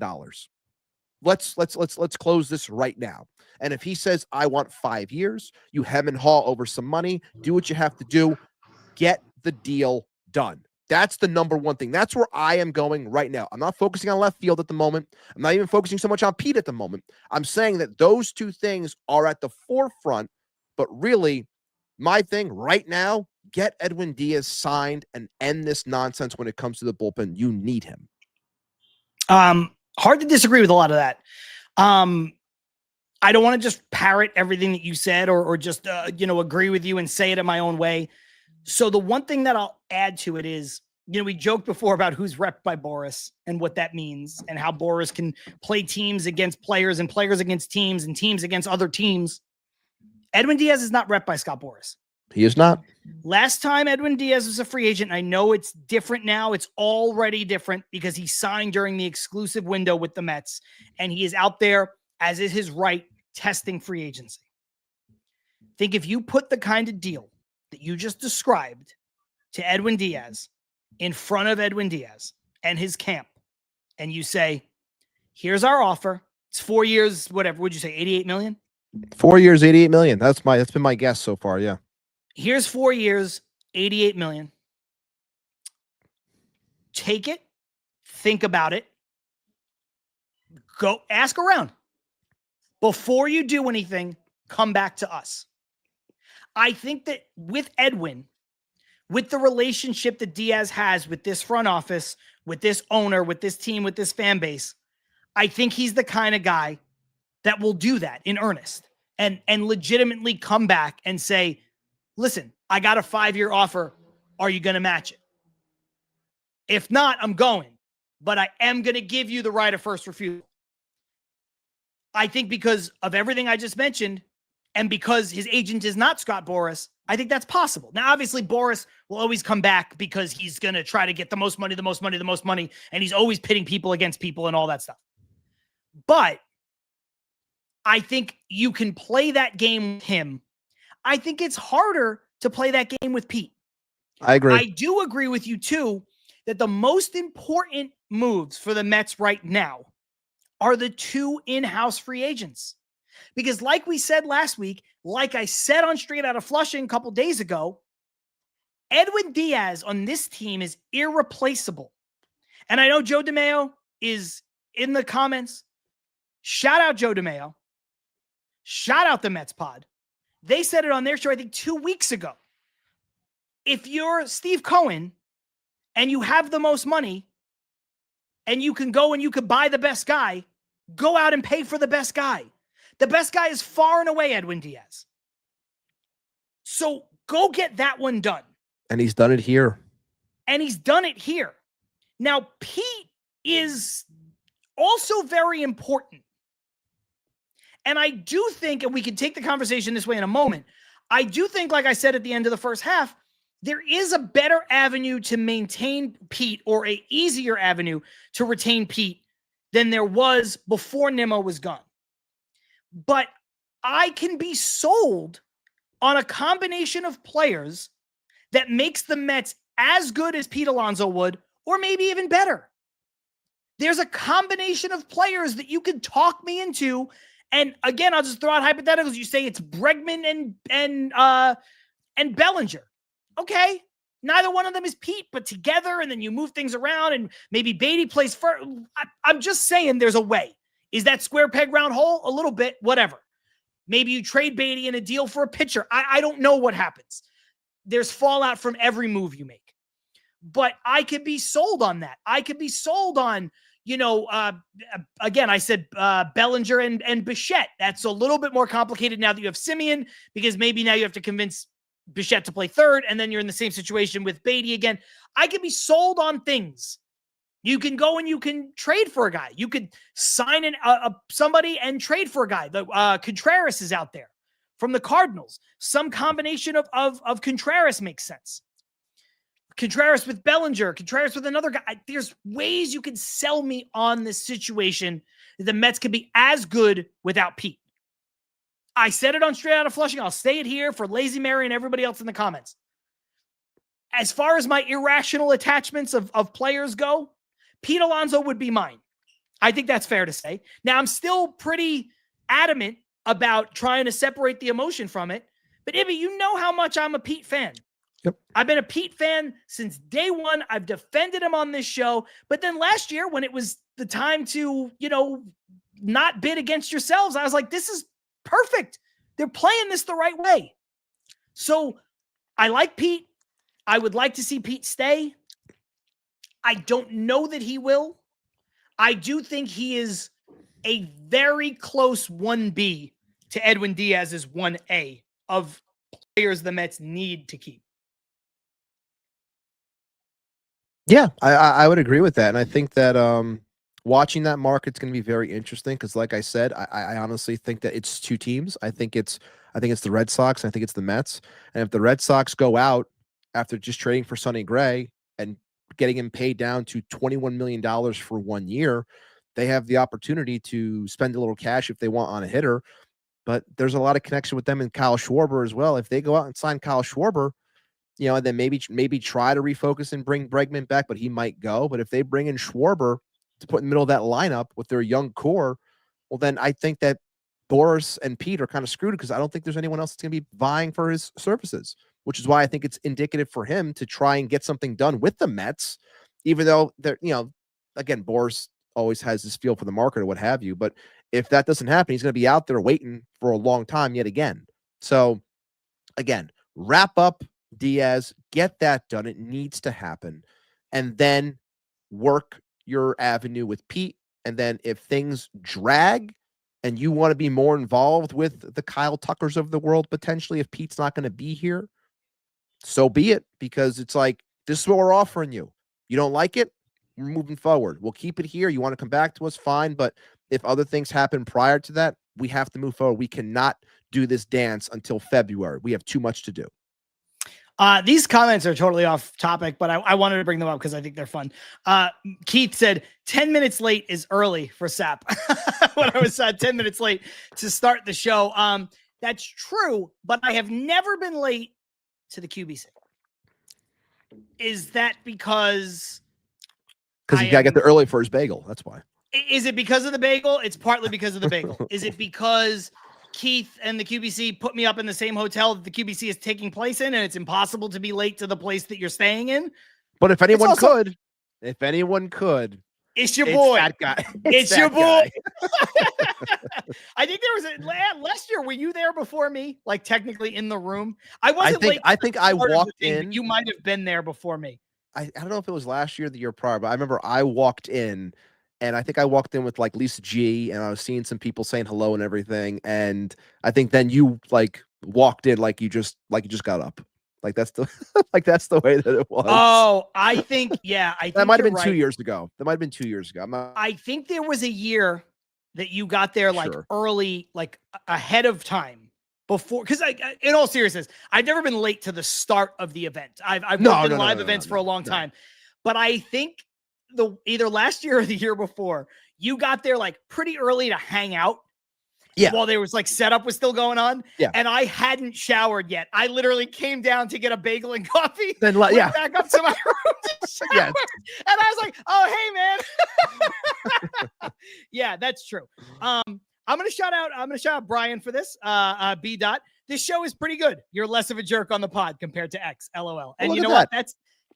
That's how we bridge gaps. And that's how we bridge gaps, because someone right here had to step in and say, hey, man, I know me and John handle things a little bit differently, but why don't you come on in, be heard? We'll get some comments out there. We'll have some good back and forth. And thank you, Brian, for joining, because you were, in fact, the sub that we were trying to hit also, which was 1,400. So thank you. We've gained more since then. So shout out to everyone else who's joined, but you were sub 1,400, which is great, because that is going to trigger the giveaway that I've been wanting to do, which is the signed Billy Wagner 2025 Hall of Fame inscripted piece of memorabilia. So thank you for that. And we're going to run with that, hopefully within the next week. I would like to get it out before Christmas. So that is planned, and we will move forward with that. So thank you for joining, and thank you for enjoying the show.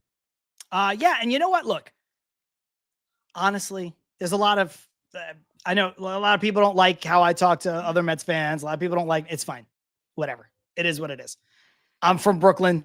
As a stand-up, I can take it. I dish it out. I'll take it back. But there are folks like Brian, like Nick LaDuca. Shout out to him. We got off on the wrong foot. Nick's here. Seems like a cool dude. And honestly, maybe Lazy Mary's one of those people too. Because Lazy Mary and I have had a little bit of a back and forth. Lazy Mary has me on the mute list. But, Lazy Mary's here for the entire show. You know, so maybe Big you Ibby know, fan. And, Big Ibby yes, fan. and you know what though? it's the segue is here because you're gonna get mad that I pulled this up, but I don't care. This comment from Lazy Mary is after my own heart. He said that question from Mark was a blunt thoughts question. So you know, you guys are gonna get me beaten up at the QBC. That's what's gonna happen. Like listen, I'm gonna be the one who gets jumped over all this nonsense. Say what you want about Mark Healy. I've never seen that guy hanging onto the side of Carlos Mendoza's car. No, I'm just, yeah. Thanks, Joe's Joe. also here. Joe, what the hell, man? Thanks, Joe. Joe, I get enough of this. Come on, man. That's you know what, real quick. That is a full circle moment. So thank you, Joe, because when this is episode 220, episode 1, when it dropped on our previous network that we were on, I had said to the person that was running everything, like, hey, he said, like, yo, he had mentioned about when it dropped the post and everything. And I said, hey, if I could get Joe DeMayo to listen to this show, that'd be fantastic. Because I always thought that Joe was like the measuring stick of Mets Twitter. I enjoyed his take. He was always measured and things like that. I said, if I can get Joe to listen, that's a huge win for me. Joe responded right away. And he said, I will listen. And then he showed me that he was listening on whatever it was, Apple, whatever it was, Spotify, whatever. I remember it was posted. So full circle moment. Thank you, Joe. I appreciate it. Listen, Joe's a great dude. So Love you, that's Joe. cool. But you know, you're talking really glowingly about Joe. You know, you got a co-host right here. Joe's got a show. He's got a co-host. You know, be careful, Ibby. You know, be careful. Okay, we'll talk about my co-host right here. Episode 1 that is lost in the internet because of changeovers from different places, what have you. Episode 1 is lost forever, but I can fill you guys in on episode 1. It's in the annals. All right, it's in the annals. It's in the annals. It's not going to go down in the annals if we can just quote Chris Russo for a second. No. Episode 1, John actually pronounced my name wrong. So yeah, we have that. So thank you, John. Yes, that's true. But we kept it in because it was about showing that this was a thing that we were going to build and get to know each other. I said, no, keep it in because this is when we just recorded the show. I said, that's no, true. we could have edited it out in post. I said, nope. I said, keep it in. It's part of the whole getting to know you and how people can get to know us all on the same level. It's Matt's last name is obviously Ibanez, like the guitar. Yes. And I didn't realize, I quickly looked at it and I thought it was Ibanez, like Raul Ibanez, but I was wrong. So, you know, that's how it goes. It's all good. Joe saying all the love to both you guys. No, we're just having fun. Just having some fun. Yeah, shout out to you and Connor do a tremendous job. Been trying to get Joe and Connor on the show together. But Connor's a busy guy. Connor's like on TV. Connor's doing Connor's schedule makes I want to get that. I want to get that difficult. I want to get that glorious hair on this show. We got to get him on here. We do. Yeah. Stevie Mac in the comments. Ibanez. There you go. I'm used every way you could say it. I've heard it all. Look. Also, Stevie Mac here saying, my condolences to Ibby on Sonny Gray going to the Red Sox instead of us. Oh. I know you talked about it, but you love Sonny. Ibby, it seems like now with this trade, I don't want to say never, you know, but Sonny Gray's a little older. 36, yeah. There might be a work stoppage looming. It seems as though Sonny Gray may never suit up for the New York Mets. Well, are you sure about that? Because by the time he turns 38, that might be just the right time for the Mets to sign him to come be a New York Met, because we always get guys on the back end of their career. But I can still hold out hope that I can get a Sonny Gray t-shirt jersey. You never know. You never know. You know what? I'll have to get you a Red Sox t-shirt jersey of Sonny Gray, the way that I'll take it. we got that GoFundMe working for the Nimmo jersey, the Rangers jersey from Mark Healy. Okay, back into the Mets conversation here. Carlos Ortiz says, do you think Nimmo's trade is showing that Stearns is not interested in Pete? The reason why I bring up this question is because earlier I said that I think that the door is now more open for Pete to return than it was before Nimmo. So before I give my reasons why, Ibby, what's your thought process? I know I asked you what you would do if you were running the Mets, and we talked about Pete and the importance of him and Diaz and whatever, but You're not running the Mets now. You're just Ibby watching this landscape the way that we are. Mhm. Do you think Nimmo being gone shows that Stearns is not interested in Pete? Or do you think there's some truth to what I'm saying, that maybe there's more of an avenue for them to have a reunion? I think it shows that he has, like I put in the ticker, like no sacred cows, like no one is safe. Anything can happen. I think this basically shows you that, look, you can be here or you cannot. Like, this is how we're going to build. So I can't say it means one way or another. I'm very curious from a standpoint of if he means what he says and he's ready for said backlash and really putting on display what he can do as a roster builder. Because if you trade Brandon Nimmo for Marcus Semien and then you let Pete Alonso walk and you potentially let Edwin Diaz, like, if that's the way you're going to go about this, like, you got a lot of guts and you're ready to take on the heat that you were going to get from a angry media, because they're going to feed off of the anger of the fan base. But again, I don't think it means that he doesn't want him. I think that the better defense on the right side actually helps the case for Pete Alonso. I think losing Nimmo, for the potential of DH actually helps Pete Alonso, because you could use him in that spot for a handful of years. But I do believe that the Mets are steadfast on what they want to offer him, and I don't think they're going to come off of that. I really don't.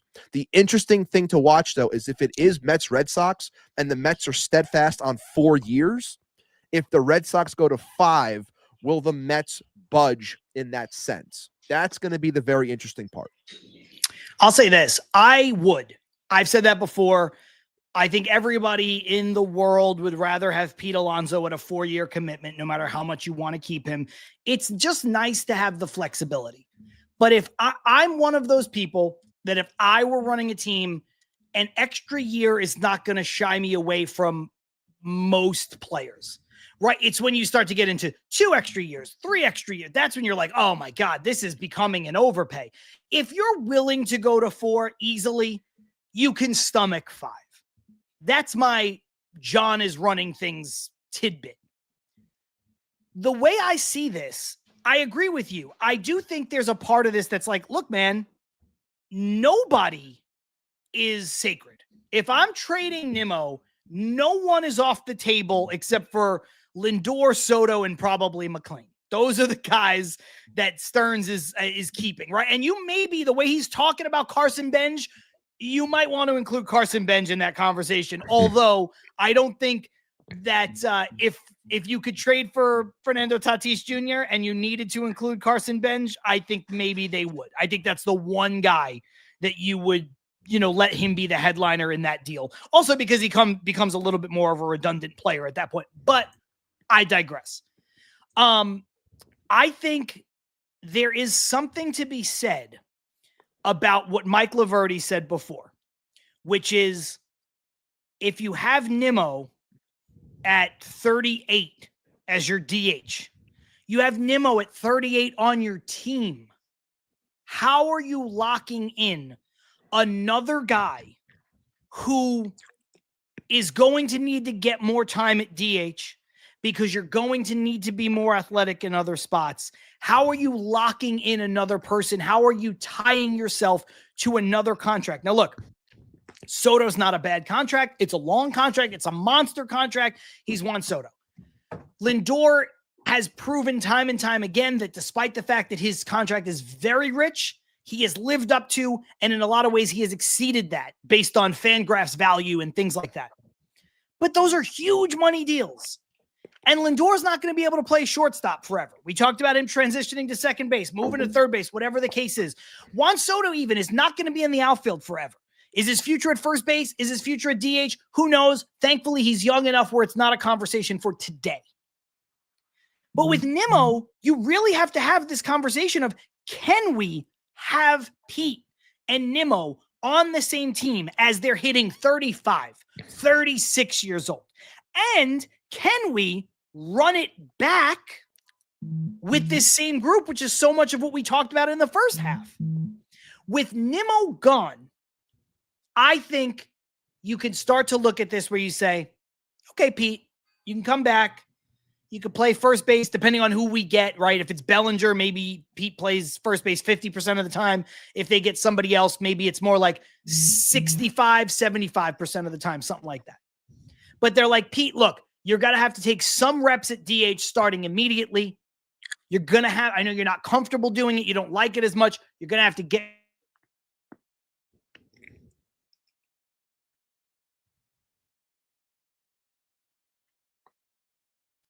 That was weird.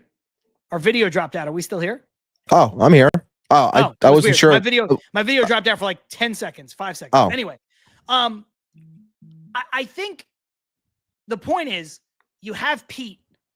You don't have this clear trajectory of a DH. And even if you brought back Pete, it's not like he has to be the guy where you lock down DH and you bottleneck it up and that's it.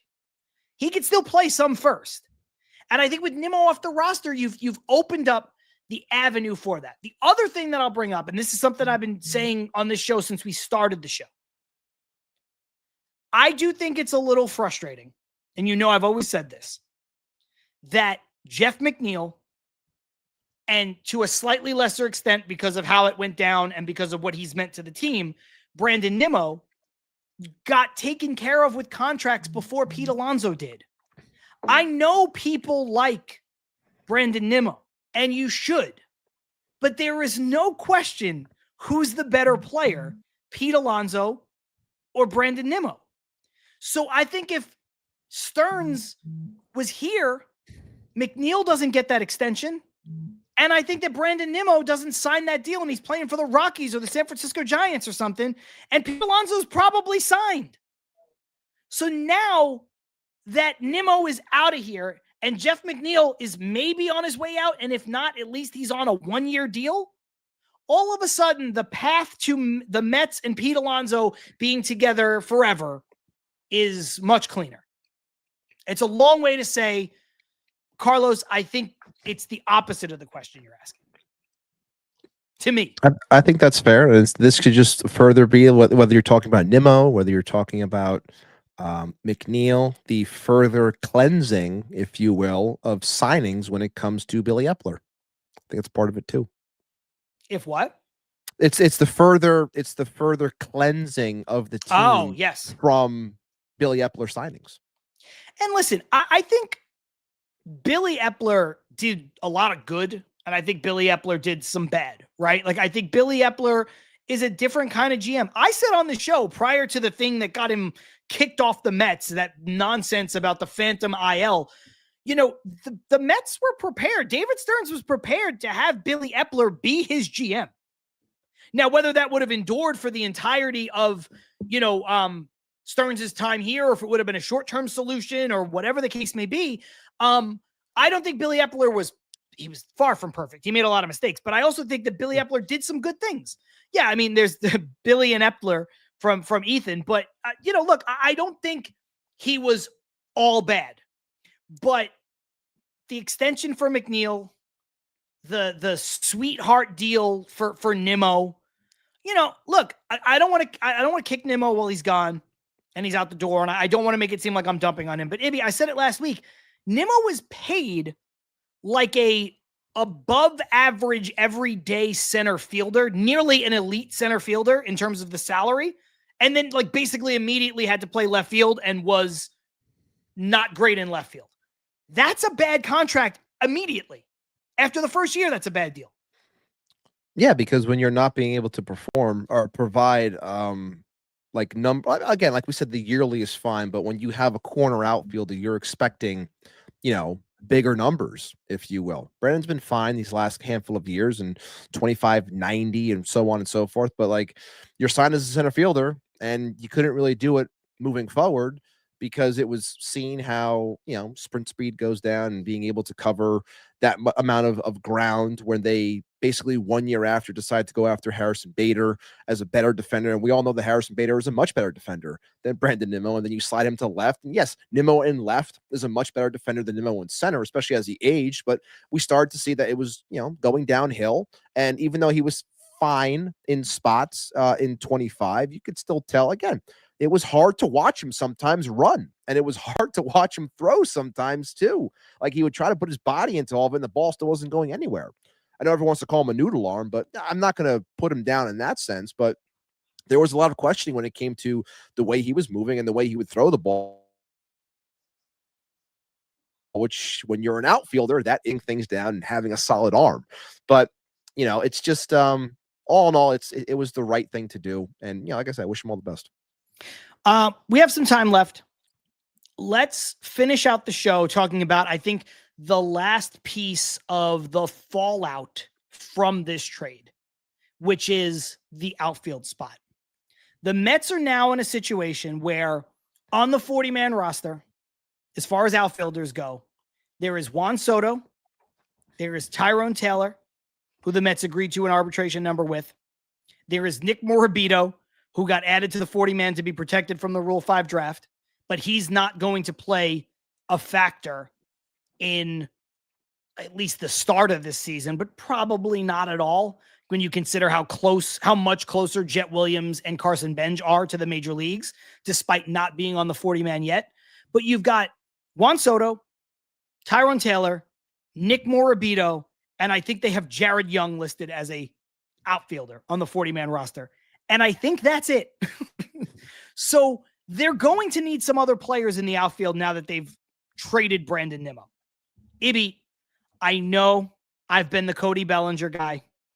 I know you love Kyle Tucker. I know we talked about whether or not Kyle Tucker was a realistic option or not.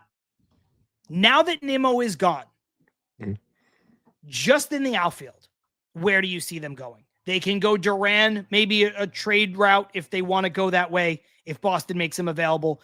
Maybe Buxton is something worth revisiting. Maybe it's Tucker if they want to go really high, like shoot really high. Maybe it's Bellinger. He seems like the most realistic fit of everybody. Obviously, everybody's wish, hope, and dream would be Fernando Tatis Jr., but I'm not holding my breath. Where do you see them going? They're going to have to add outfielders. They could go lesser. They could have a reunion with Harrison Bader. They could go for lesser players in that regard. So what do you see them doing? Everybody else seems, a lot of the consensus is now they have a spot that they can fill with a big time player. Do you think they go big time player? I think it goes against what my overall feelings are, which again, we're removing emotion here. Because last week, I mean, I know they still had Nimmo clogging it up, but last week when I presented all of these guys to you, you said none of them really fit, except for a guy like Tatis, or, like your point was we're looking for the 27, 28-year-old player, 26-year-old player, not a guy who's 30, 31. Somebody to pair with Soto. Which is why I think that you're hearing, again, I go based off the things that I hear. That's why you're hearing David Stearns mention Carson Bench so much, because there is that runway for him, which was mentioned, for him to be a part of these plans, whether it's in center or in left, especially now, because I think, the numbers dictate that he's a better corner outfielder than he is in center. But if something presents itself where they can get better at the corner and, stomach Bench in center, I think they'll do it. As much as I like Kyle Tucker, I do question the contract that he's going to get if the Mets will go that route. It's much easier to say Kyle Tucker 400 million over 10, 11 years versus, Cody Bellinger at, let's say, 180 million over 5 or 6 years, like which way they might go. I think they would rather go the Bellinger route, but I still question that one because I'm not the Bellinger guy. I know John is. It's not me, but I don't know if they're going to tie themselves down to the Tucker contract either. So it's like, I think that the Mets are going to be very opportunistic when it comes to Kyle Tucker. I really do, which is why when you hear guys like Ken Rosenthal talking about it today, saying how you can't always count out the Mets, I hear that and I think, if the market doesn't materialize like everyone thinks it's going to, if people are not willing to go to the numbers that him and his agent are thinking, 10, 11, 12 years, $400+ million, so on and so forth. If it's not in that range and it comes down, I think the Mets will get aggressive on the per year and the years. If it's more so like 350, maybe 375 over 7-8 years, something I know along this, those lines. I know this is a bad reference to bring up as a sore spot for Met fans, but basically like the Carlos Correa situation. In the sense of like I know Carlos Correa was different because the deal fell through, but if there's a situation where the agent comes to the team and says, hey, we have this deal on the table. Kyle Tucker wants to play for the Mets. Will you match this deal? And that deal is 350. Like opportunistic in that sense, where it's lesser than what you thought it was going to be, and he becomes an available player to them. Yeah, I think that's a proper way to look at it, because I think they're going to hang around that market to see if it falls into a spot where they're comfortable with doing it. And to Joe's point that he just put here, and this is matching what I feel. It feels a little odd to get yourself out of 5 years of Nimmo only to run and give 5 to 6 years to Bellinger. It's like that's kind of the way that I feel. And if you're going to spend big on something, I think that Tucker is the better player. But I question if this team is going to just dish out another, 10 years, 10 plus years, $400+ million, and then they're going to lock in over $1 billion into their corner outfield spots over the next decade. Even though I said last week that Kyle Tucker fits the mold of what they want to do, but I also think that because this Nimmo deal happened, it shows me that they want to try and clear some cash. Are they clearing cash for Kyle Tucker? I don't know. I think he fits. I think it could work. If we're talking about all the available options right now, like he's the only one that I like.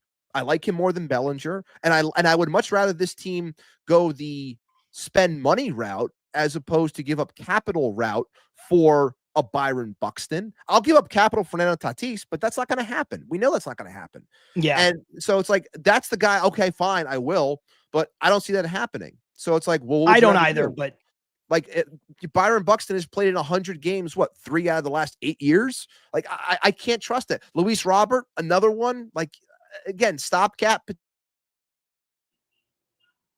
potentially does something maybe, but again, not a big guy on him either. And center field, as I said last week, has been a nightmare across baseball in general.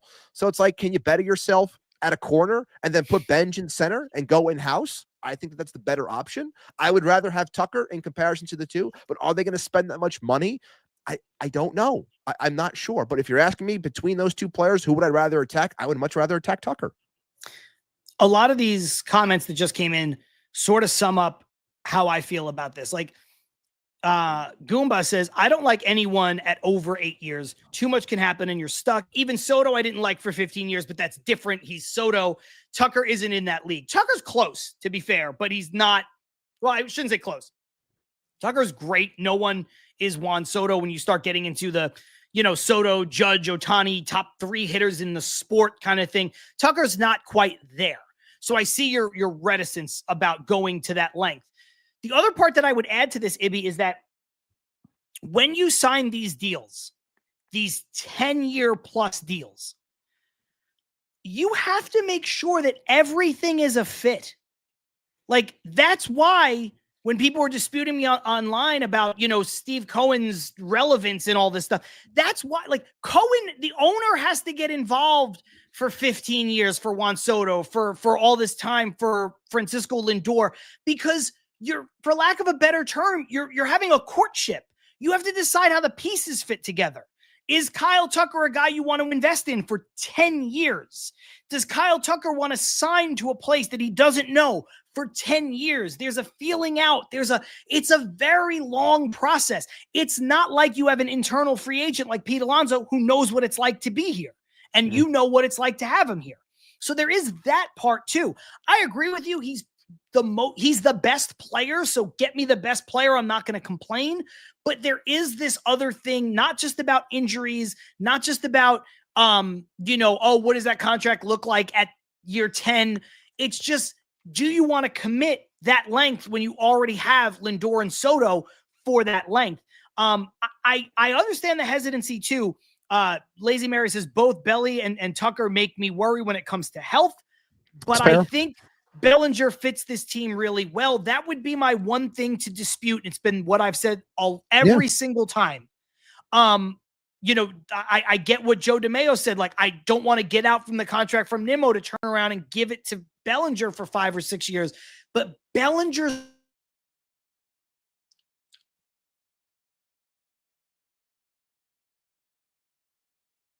left, he can move to right.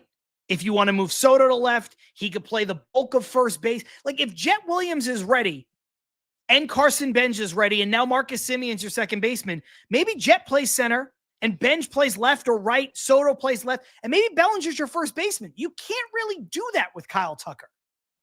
So his profile fits the team, but it's not a slam dunk. It's not like, yeah, this guy's great, go sign him. And I like Bellinger, and I think he's better than a lot of people are giving him credit for, but I understand the hesitancy.